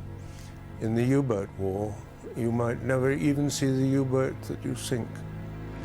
Now it really depends. If you're lucky and the depth charge is further away, you'll get shaken around a bit. If it's not very far away, the lights go out, there's a leak here, a leak there.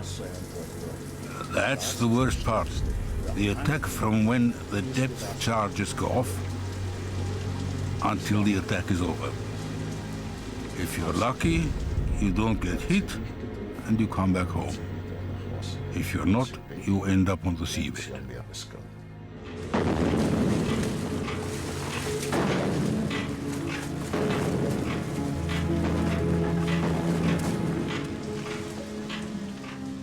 U-boats, when they went down, they made terrible dying noises as they were crushed in the depth. And then you would get explosions. And all these things were indicative of whether you had got a genuine kill or not.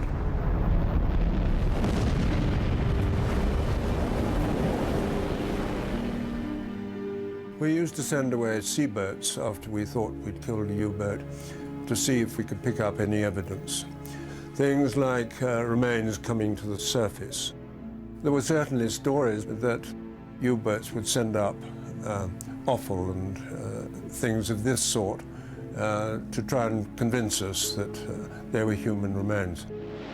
But the destruction of U-boats and the safe passage of merchant ships at sea was the question and the answer to the prosecution of the war.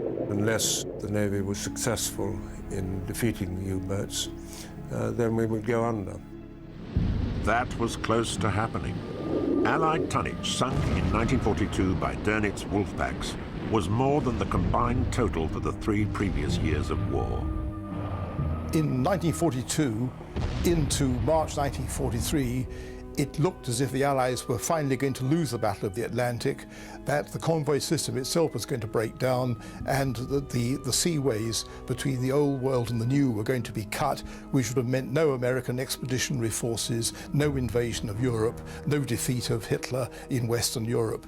The U-boats were really unquestionably winning. They were hanging on the flanks of convoys for days at a time, sinking numerous merchant ships. They were really torpedoing their way to victory. At western approaches, the secret underground headquarters for waging the war against the U-boats, the grim realities of the situation were clear. In particular to the hundreds of service women working there, many of whom had strong personal reasons for wishing to see the U-boats defeated. Gwen Fethny was typical. My brother was seafaring, and in 1941 his convoy was attacked by U-boats. He was on an oil tanker, and there were 12 oil tankers in that convoy. They were all sunk just a day from home. I decided I would join the Wrens because I was so enraged by all the sinking of the ships and the loss of my brother. He was only 21. We used to feel like putting the flags out when they sunk a U-boat. It sounds a bit ghoulish now, but it wasn't then, believe you me. We cheered for everyone that was sunk. We knew that things were not good. By the signals that were coming in, the shipping we were losing, the aircraft we were losing. There was a naval officer who one day, it must have been the end of 42, just suddenly said, "We've lost it. We have only fuel for 2, maybe 3 weeks for the whole of the country, and the number of ships we have lost. There's no way we can possibly win this war now." And we were also fully aware that if we lost the Battle of the Atlantic, we'd lost everything. We knew what had gone on in other countries. Was it going to happen here, to this wonderful country of ours? It just couldn't be. I was taught a great love of my country, a great love of the people of the country. And all my country had gone through, all my friends and people I didn't know had gone through. This could not possibly be the end. We were British. Great Britain could never be conquered.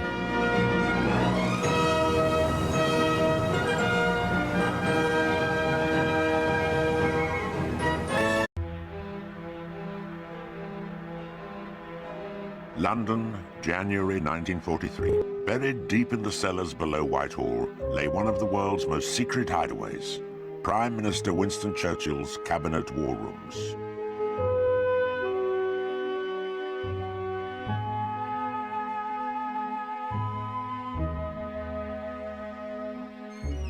This was the inner sanctum of wartime British government, the room where Churchill presided over the Anti-U-Boat Warfare Committee. German sinkings of Allied shipping had halved the vital war supplies coming to Britain from North America. On his personal transatlantic line to Washington, Churchill shared these grim tidings with his close ally, President Franklin D. Roosevelt. The Battle of the Atlantic was the longest and also the most important battle fought during the entire Second World War, because upon its success depended the success of every other campaign in every other theater of the war worldwide. And if the United States and Great Britain were to invade occupied Europe and then the heartland of Germany itself, the U-boat had to be defeated. The two leaders agreed on the severity of the situation and met in Casablanca for 10 days to address the problem. Politically, the significance of the Casablanca Conference 1943 was that it put defeat of the U-boat as the Allies' top priority.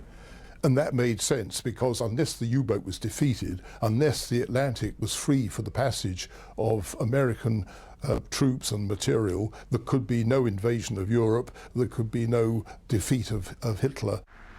While the Allied chiefs of staff hammered out a strategy, U-boat sinkings of merchant ships in the Atlantic reached record proportions.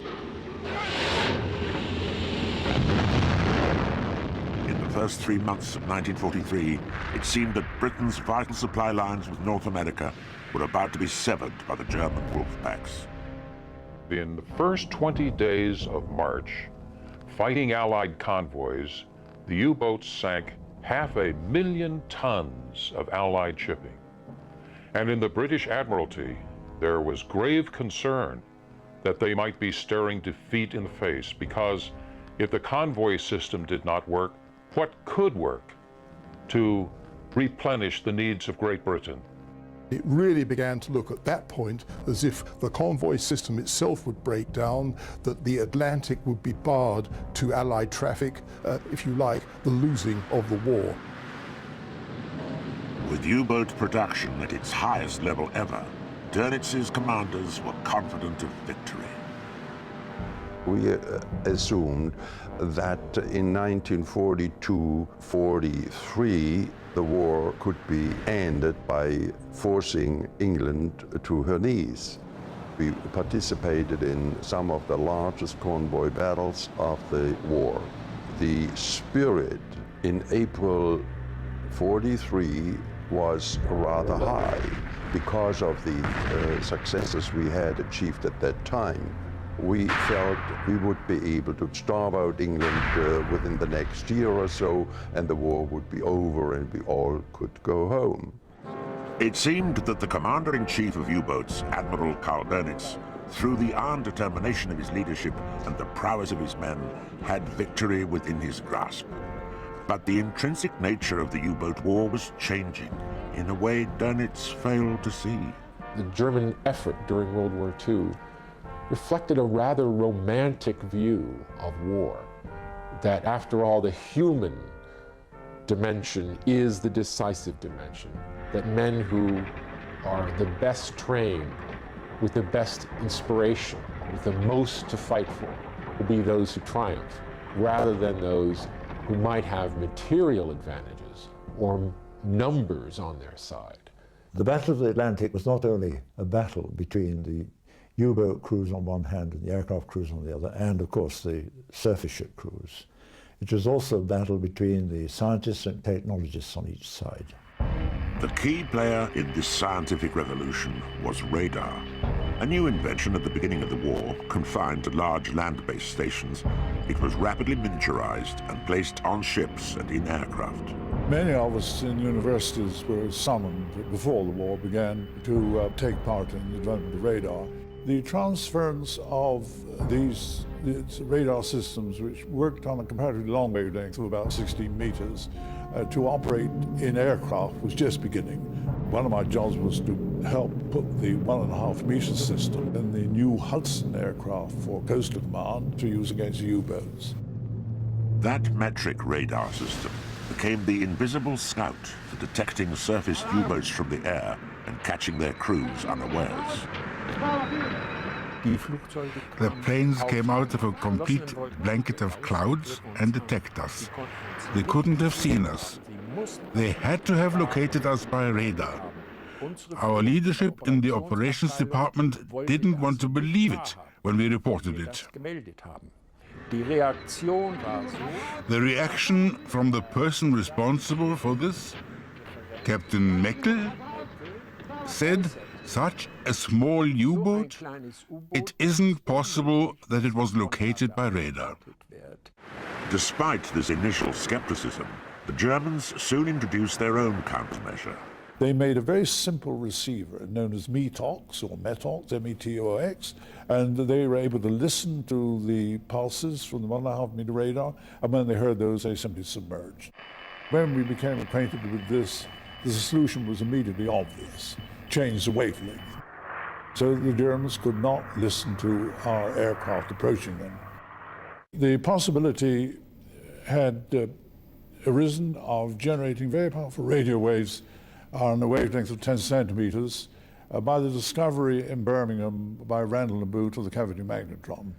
The cavity magnetron was one of the great scientific inventions of the war. Today there is one in every domestic microwave. This vital component transformed the ability of radar to detect U-boats on the surface. The centimetric radar it made possible was adapted for use in the planes of Coastal Command by Sir Bernard Lovell's team. Within a remarkably short time, the whole of this was miniaturized and transformed through a series of really brilliant ideas by many of the young scientists who were working then. And within a few months, we were flying this. Radar removed the surface U-boat's cloak of invisibility at night, the time at which it came up to recharge its batteries. But Allied planes, even though they could now locate a U-boat at night, still lacked the means of successfully attacking it in the dark. In 1942, there was introduced the Lee light, the brainchild of a remarkable Wing Commander Lee, whereby a searchlight was mounted in an aircraft and used in conjunction with radar was able to illuminate a U-boat found on the surface at night. I formed 172 Squadron. We trained the new crews to fly the Lee Light Wellingtons. The aircraft would pick up the target by radar, then home onto it, gradually reducing height to 250 feet when the Lee light was switched on. And as soon as the Lee light picked up the target, it was lit up like daylight. And the searchlight operator holding the submarine in the beam reduced height to 50 feet and himself dropped the stick of depth charges across the U-boat. For the first time, the aircraft of Coastal Command had the ability to kill U-boats both by day and by night. The new centimetric radar system entered widespread service in naval escort vessels in 1942. This Type 271 was the first effective naval radar in the world and transformed the ability of escort ships to locate U-boats on the surface of the water. But there was another kind of system for detecting U-boats that the Germans never knew about, called HFDF, High Frequency Direction Finding, or HFDF. It honed in on the U-boat's radio transmissions back to base. The great contribution which HFDF made to the Battle of the Atlantic was that it enabled escorts to track down the transmissions that a U-boat was making in the vicinity of the convoy.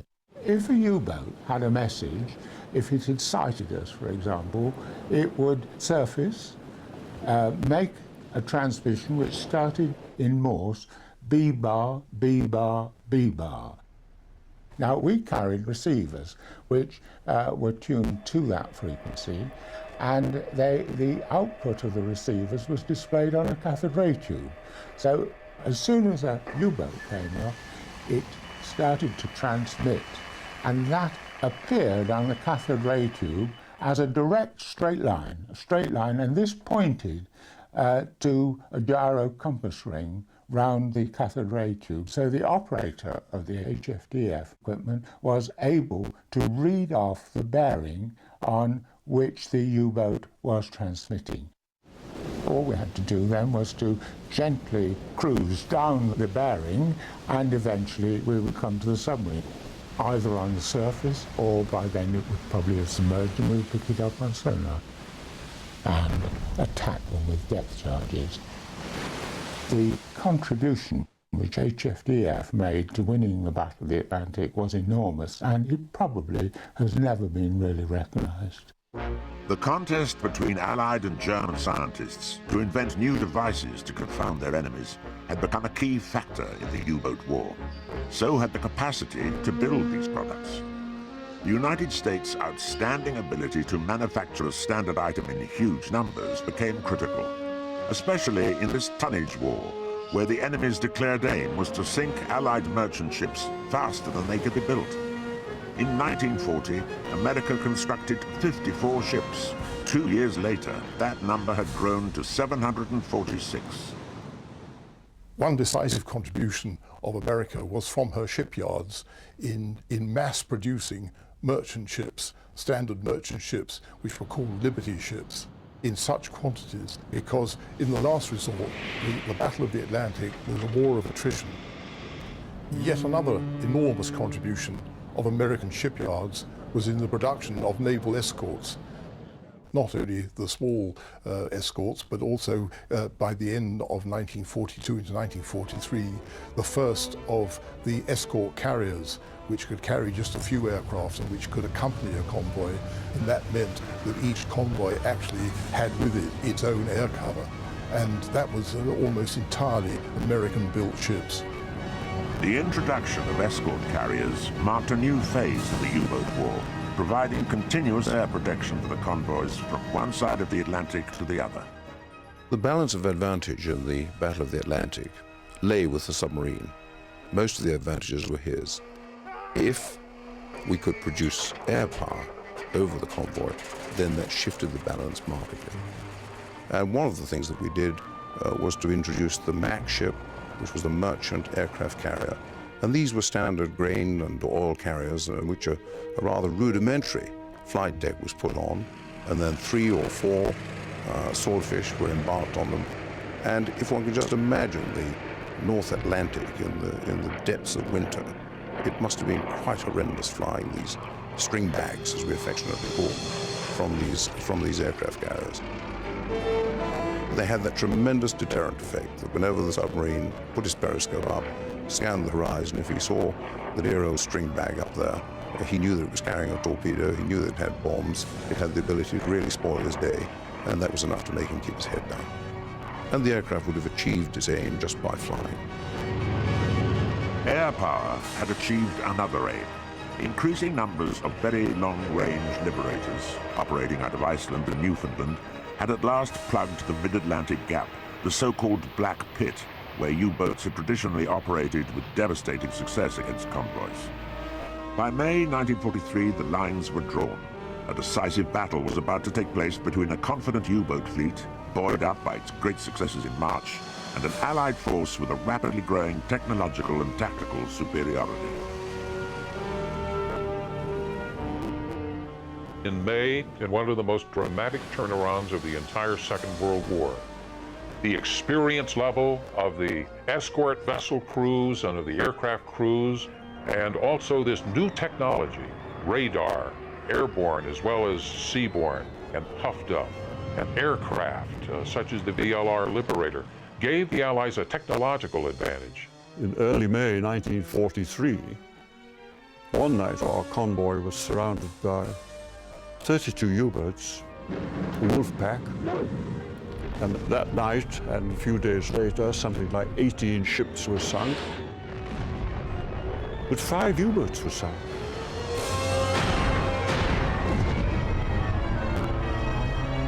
The U-boats lost 41 of their craft in that 1 month alone, and the Allies lost only 36 freighters and tankers. Very soon afterwards, something like 100 ships came through with no losses at all, laden to the gills with munitions and food.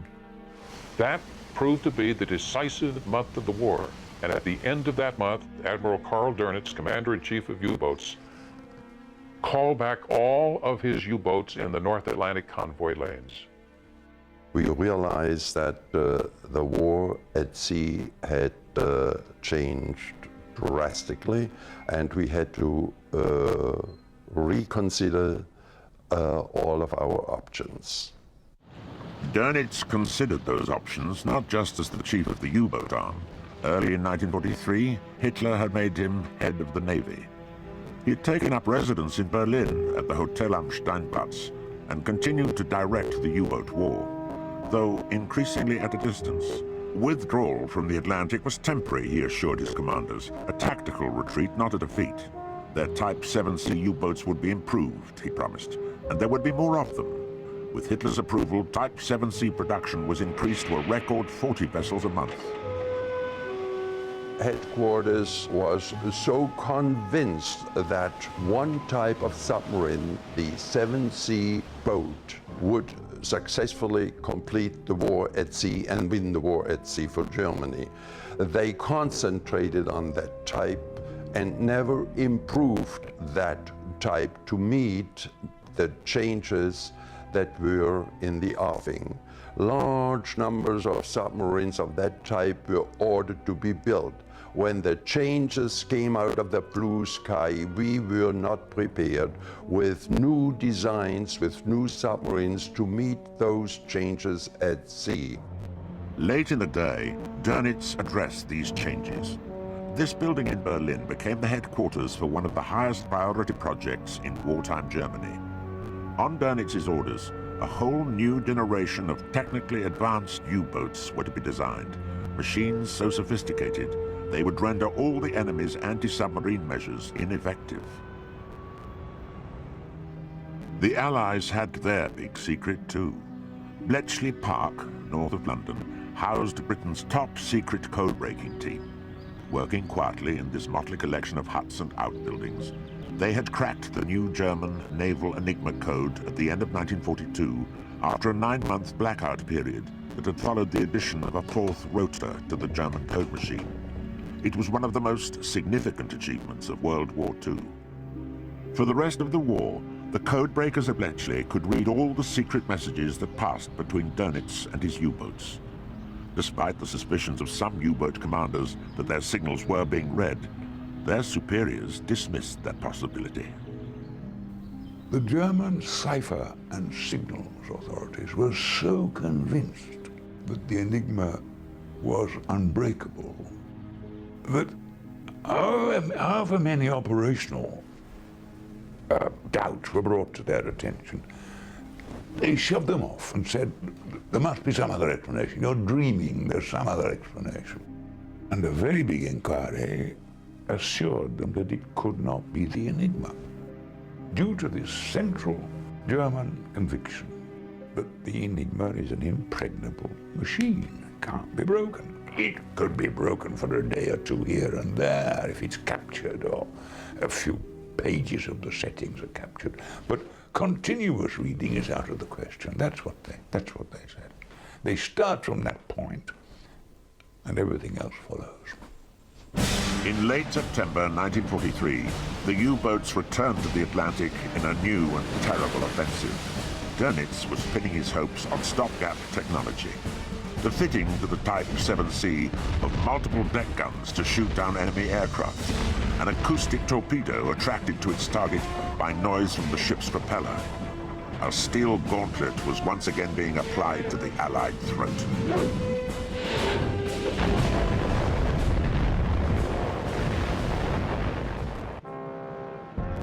And for Dönitz, there were still propaganda coups. Flying 48 victory pennants from his periscope, his claimed sinkings during the war, Wolfgang Luth returned to Bordeaux in October 1943 after a record patrol of almost 7 months in the Indian Ocean. This made him the top scoring ace with Otto Kretschmer. He received Hitler's highest military order, the addition of diamonds to his Knight's Cross, oak leaves and swords. The trip was a remarkable feat of endurance and survival for him and his men. A wonderment about how the little U-boats went so far and did so much. That's one of the reasons we have all the rumors that persist till today. How did they do it?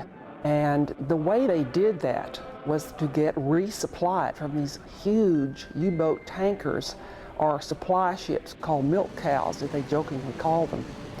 And refueling took place in the Atlantic. And that enabled the U-boats to go as far as they did and to carry on as long as they did. The milk cows provided extra torpedoes, food, fresh baked bread, everything that could be needed. They even carried doctors on these that sometimes did surgery for the injured U-boat men. So they were just a vital assistance to the U-boats. The Milch Cow was a purpose-built supply submarine. Twice the size of a Type 7C U-boat, it had developed out of the extension of the submarine war to the American East Coast in 1942. Sinking one Milk Cow, the Allies realized, would starve many combat U-boats of essential supplies. The team at Bletchley Park were able to pinpoint the time and place of their remote rendezvous through their deciphering of German messages. Armed with that information, American escort carriers were deployed to hunt down the Milch Cows and sink them. It marked a significant change in the U-boat war. For the first time, the Allies were on the offensive rather than defensive. Bletchley's decoded information was now being used aggressively to take the war to the enemy and hit them where it hurt the most. We cripple the operation of U-boats at any distance. I mean, they couldn't keep the boats at sea long enough without refueling them. And we killed about 14 or so mother refueling boats. By the end of 1943, we'd almost killed our refueling system altogether. This was a catastrophe for Dönitz. His hopes of a formidable offensive in distant waters collapsed overnight. Also, his new acoustic torpedoes had been unsuccessful. In November, he abandoned the convoy lanes as an area of operations for a second time, and once again retreated to his lair to lick his wounds. Tactics, as well as technology, were changing the U-boat war. Dedicated groups of support ships were now being assigned to hunt down and kill U-boats. The leading U-boat hunter was the charismatic Johnny Walker, a Royal Navy captain. His support group sank more U-boats than anyone else, a record 28. The essence of Walker was an offensive attitude, an aggressive attitude. It was not defensive, it was not stand back and wait for them to come, it was go for them. As a support group, we didn't have to go back to a convoy. We were there to sink U-boats. We were there to hunt U-boats and to sink them. Walker's strength was in total dedication to his job, total technical competence, and a ruthlessness.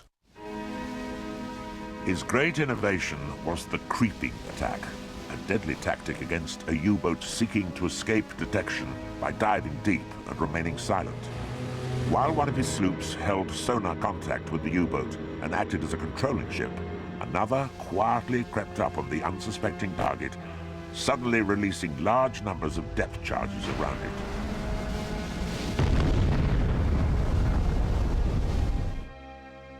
The end of January 1944, we went out on a patrol, and in the course of that patrol, we sank 6 U-boats in succession. On our return to Liverpool, the entrance to Gladstone Dock was lined with staff from the base. Wrens, there were hundreds of them there, sailors all cheering us in. And waiting for us when we came along the dockside was the First Lord of the Admiralty, Mr. A.V. Alexander, who was there to greet us, and he compared our activities, he compared what Captain Walker was doing to Nelson and the Battle of Trafalgar. They were sort of grouped together in his speech of welcome. Of course, we brought prisoners back too. I don't know what they thought of it when they saw all these thousands of people waiting to cheer us into Gladstone Dock, but a very moving experience that was. and one I shall long remember. That joy was to be short-lived. Walker died suddenly of a stroke brought on by extreme exhaustion, the result of his relentless pursuit of U-boats. His crew were devastated. When Walker died, it became a personal thing. This great man, whom his 1,000 British tars in his 6 sloops loved, had gone, and it became the fault of the Germans. And I think it's difficult to dispel that thought even today. It was a different world without him.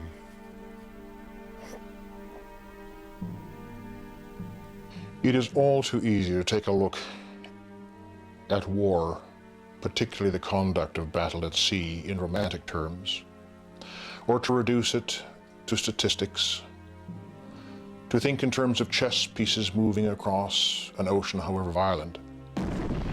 But the fact of the matter is that there was intense human suffering.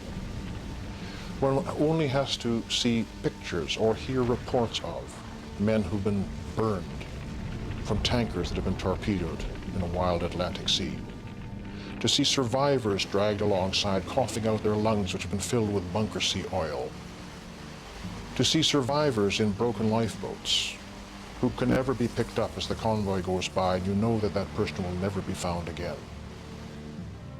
These are the dimensions of war which are bitter, which are terrifying, which are morally repugnant. War is nasty business. War is about suffering. War is about violence. He's gonna ram us! Allied propaganda created a fearsome image of the Nazi submarines. U-boat men were cold-blooded killers in this wartime film, starring Humphrey Bogart and Raymond Massey. Look out for the diving vanes! Come clear!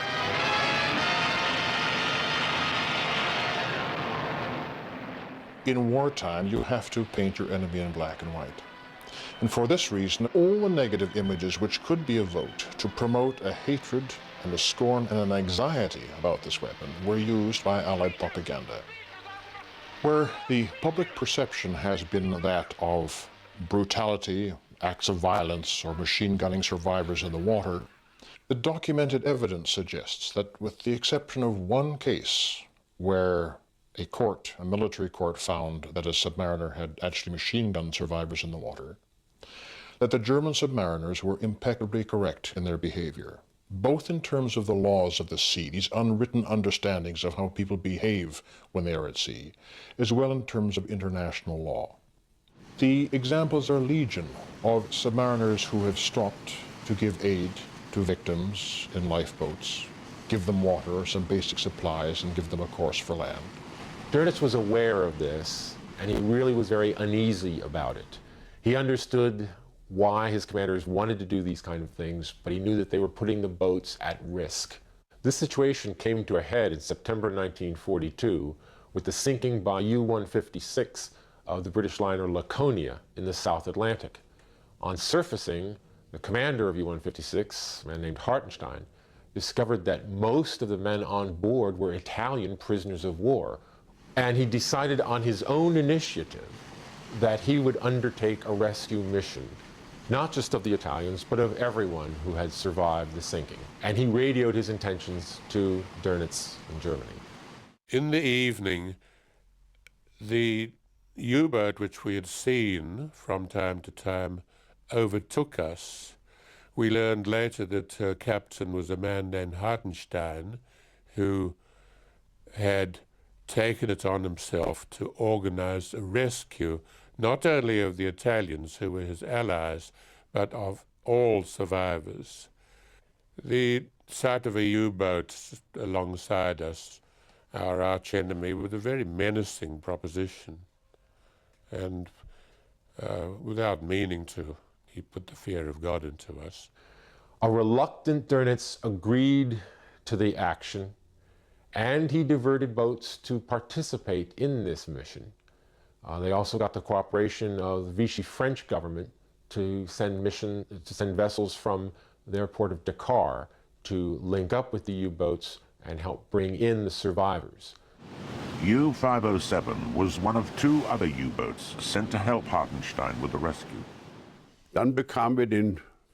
We got the radio message that we were to go to Hartenstein and take part in a rescue operation. We took the English, Poles and Italians on board.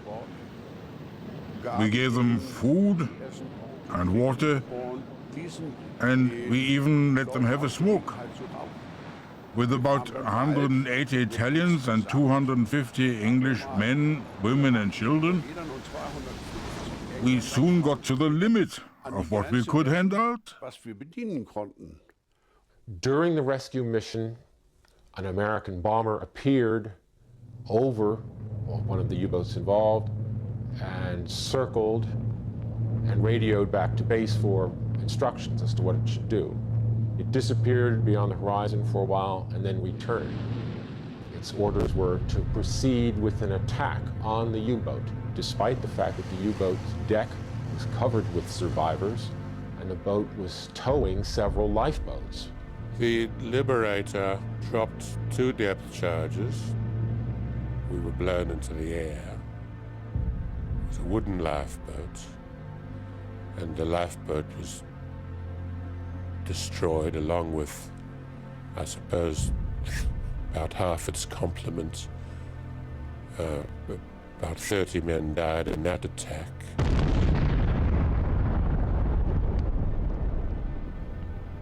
Those of us who were strong enough scrambled on top of the wrecked lifeboat upside down. I remember being terrified of my genitalia and clutching myself. Absurd, but absolutely terrified. The Liberator dropped further depth charges in successive runs. Throughout the air attack, Hartenstein had a white sheet emblazoned with a red cross draped over his deck guns. All this time, Hartenstein and his U-boat men, who had reasonable anti-aircraft equipment, had not moved to their guns.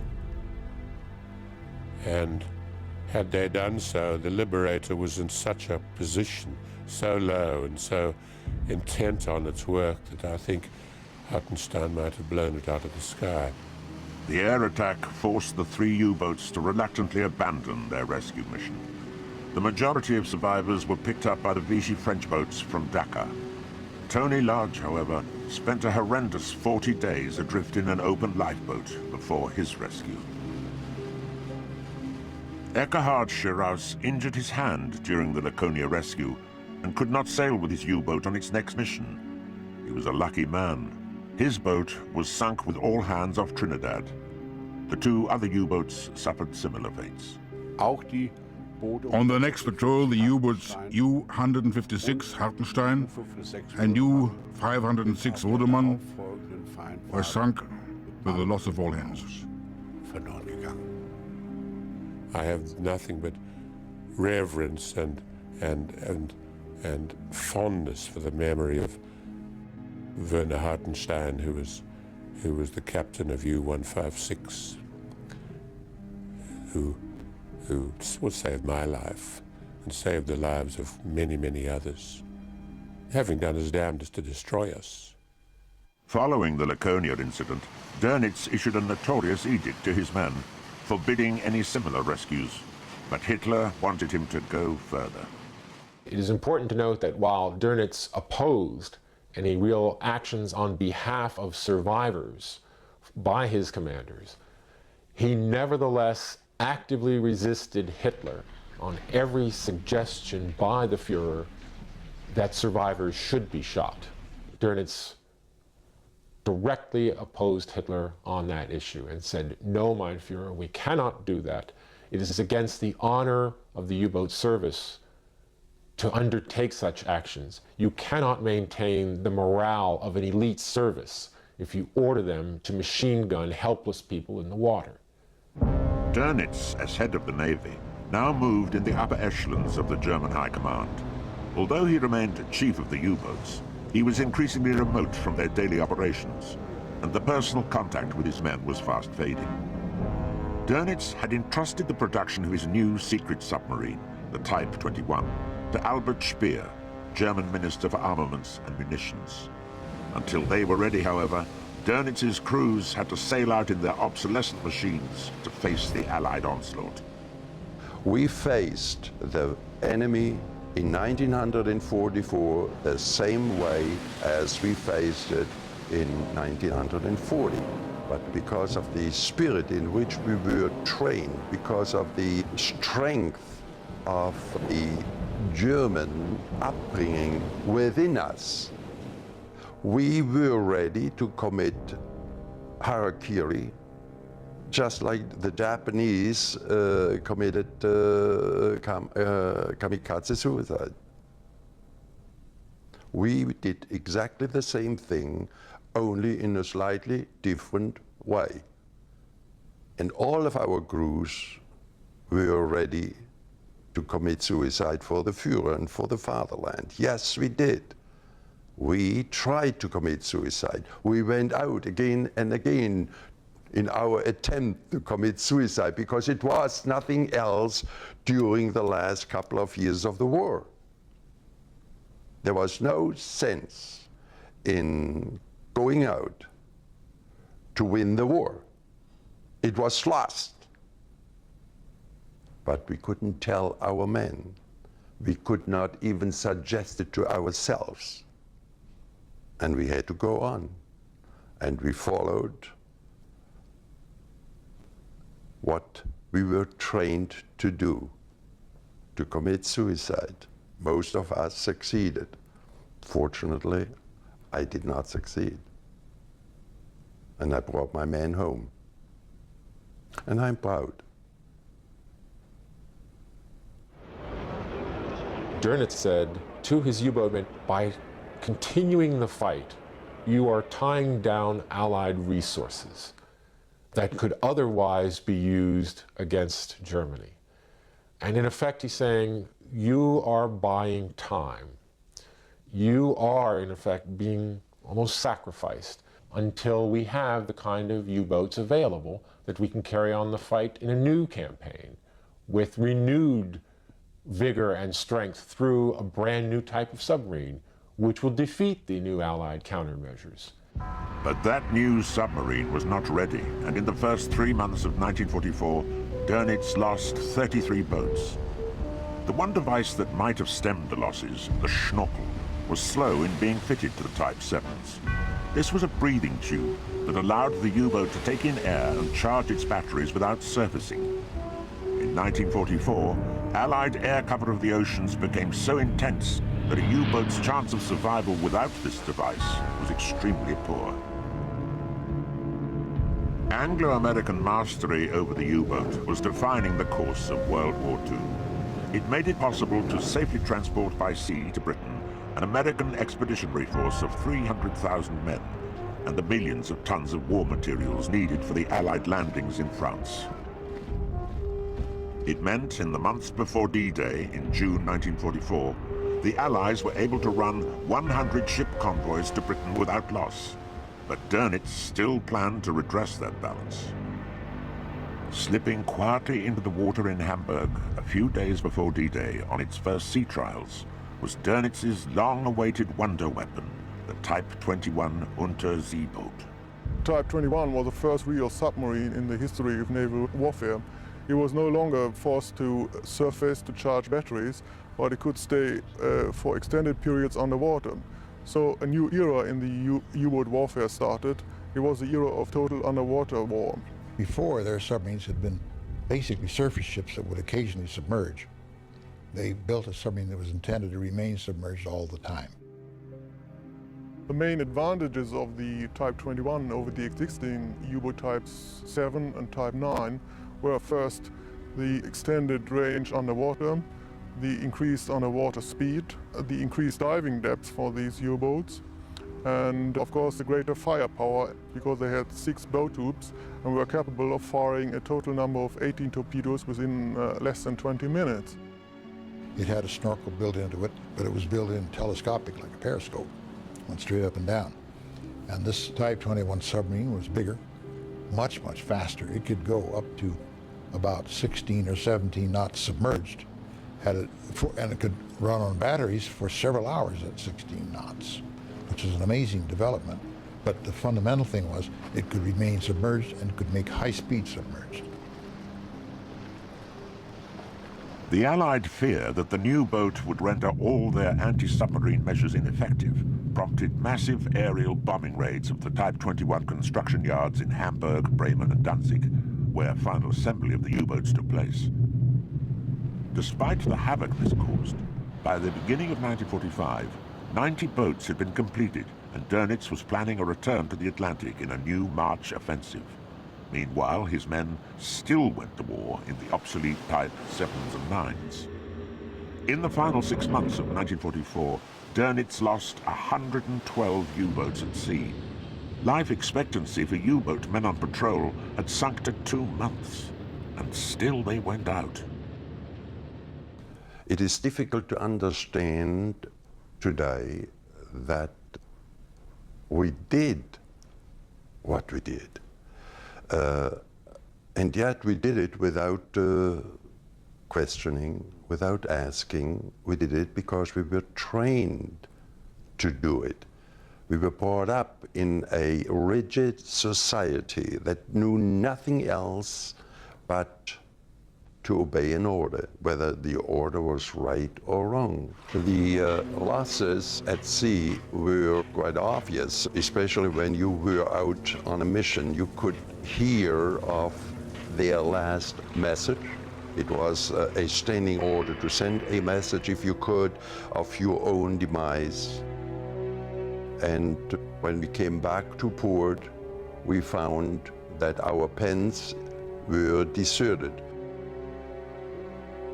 So you realize that the losses were extraordinary, but you try to avoid thinking about it. It was quite obvious that the intent was to send our men out to die at sea. Dönitz gave a speech once where he spoke of the fanatical willingness to die. Of the fanatical willingness to die. And these young people had been imbued with this. It was clear to them that their chances out there weren't great, but they were nevertheless willing to die. As far as the Navy was concerned, service itself was an end in itself. Service for the fatherland was an end in itself, irrespective of whether the National Socialist Workers' Party was at the helm or any other party that they could have imagined.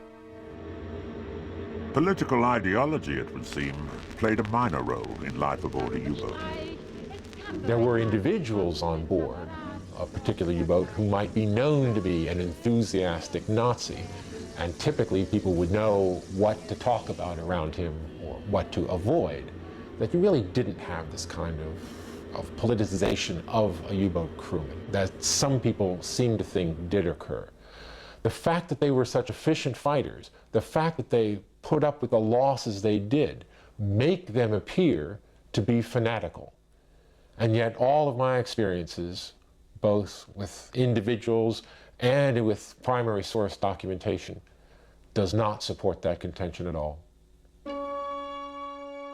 At Winston Churchill's secret underground headquarters in London, the scene of so many uncertain moments in the U-boat war, a new confidence prevailed. At the heart of Allied success lay that great transatlantic partnership of Churchill and Roosevelt, and their joint determination for 5.5 years that the goods would be delivered and the rattlesnakes of the sea would be vanquished. The success of the Normandy landings, the re-establishing of the Western Front, and the clearing of the way for an eventual invasion of Germany itself, all stemmed from the defeat of Dönitz's U-boats in the Atlantic, and his failure to sever those vital supply lines between Britain and North America. By March 1945, Dönitz's plans for a new offensive with the Type 21 had crumbled. The Russian army had taken Danzig. Western allies had crossed the Rhine and were mounting devastating bombing raids on Bremen and Hamburg. At the end of April 1945, following Hitler's suicide, Dönitz became German head of state and began to negotiate the nation's unconditional surrender. On the 4th of May, he sent out a special message to his beloved U-boats. Undefeated and spotless, you lay down your arms after a heroic battle without equal. A continuation of our fight is no longer possible. It is an index of the U-boat crew morale that on the last day of the war, in May 1945, there were still 43 U-boats at sea looking for targets. They were stunned by Dönitz's order, some believing it was a hoax by the Allies. But the majority surrendered immediately, a few in American waters off New Jersey and Maine, but the majority around the British Isles. Over 1,150 U-boats had been built during World War II. At the war's end, almost 800 had been sunk or destroyed. The U-boat crews came ashore for the last time, their iron discipline intact. The majority of the U-boats which surrendered were moored either at Lissahallie in Northern Ireland or at Cairn Ryan in the southwest of Scotland. At Lissahallie we had between 45 and 55, and they were moored in trots of 5 or 6 abreast. The main work of maintaining them was carried out by German crews. They sang vigorously as they were marched down in the mornings to the boats, and quite likely sang again as they came back to their quarters. They still regarded their U-boats as theirs, and they were proud of them and wanted to see that they were maintained to the necessary standards. The major Allied governments, United States, United Kingdom, and Russia, agreed that they would each be entitled to take 6 U-boats, and that the remainder would be scuttled in the North Atlantic in deep water. The main object was to dispose of them so that they could not be used offensively again by any country. In Operation Deadlight, the Royal Navy and Air Force used the remnants of the once mighty fleet for target practice. It was the end of Dönitz's iron coffins. Dönitz was tried by the Allies at Nuremberg and sent to Spandau prison for 10 years. He served his full sentence and was released in 1956. When he died on Christmas Eve, 1980, he was refused a state funeral by the German government. He lies buried with his wife and 2 sons, both of whom were killed at sea during the war, in this village cemetery near Hamburg. And what of those who served their beloved Grand Admiral so loyally? The U-boat effort was undertaken with such faith, with such zeal, with such superhuman effort, that these men waged a campaign of unbelievable exertion of energy and will and morale. The losses they suffered were so horrific. 32,000 killed or captured out of a total force of 40,000. A rate loss that's matched only by the kamikazes in the Pacific during the end of World War II. And yet they were still able to perform. They were still fighting up to the last day. And in the end, it was for a regime that represented what? Auschwitz, Buchenwald. And that, I think, has been the difficulty that U-boat submariners, that U-boat crewmen today still have to deal with.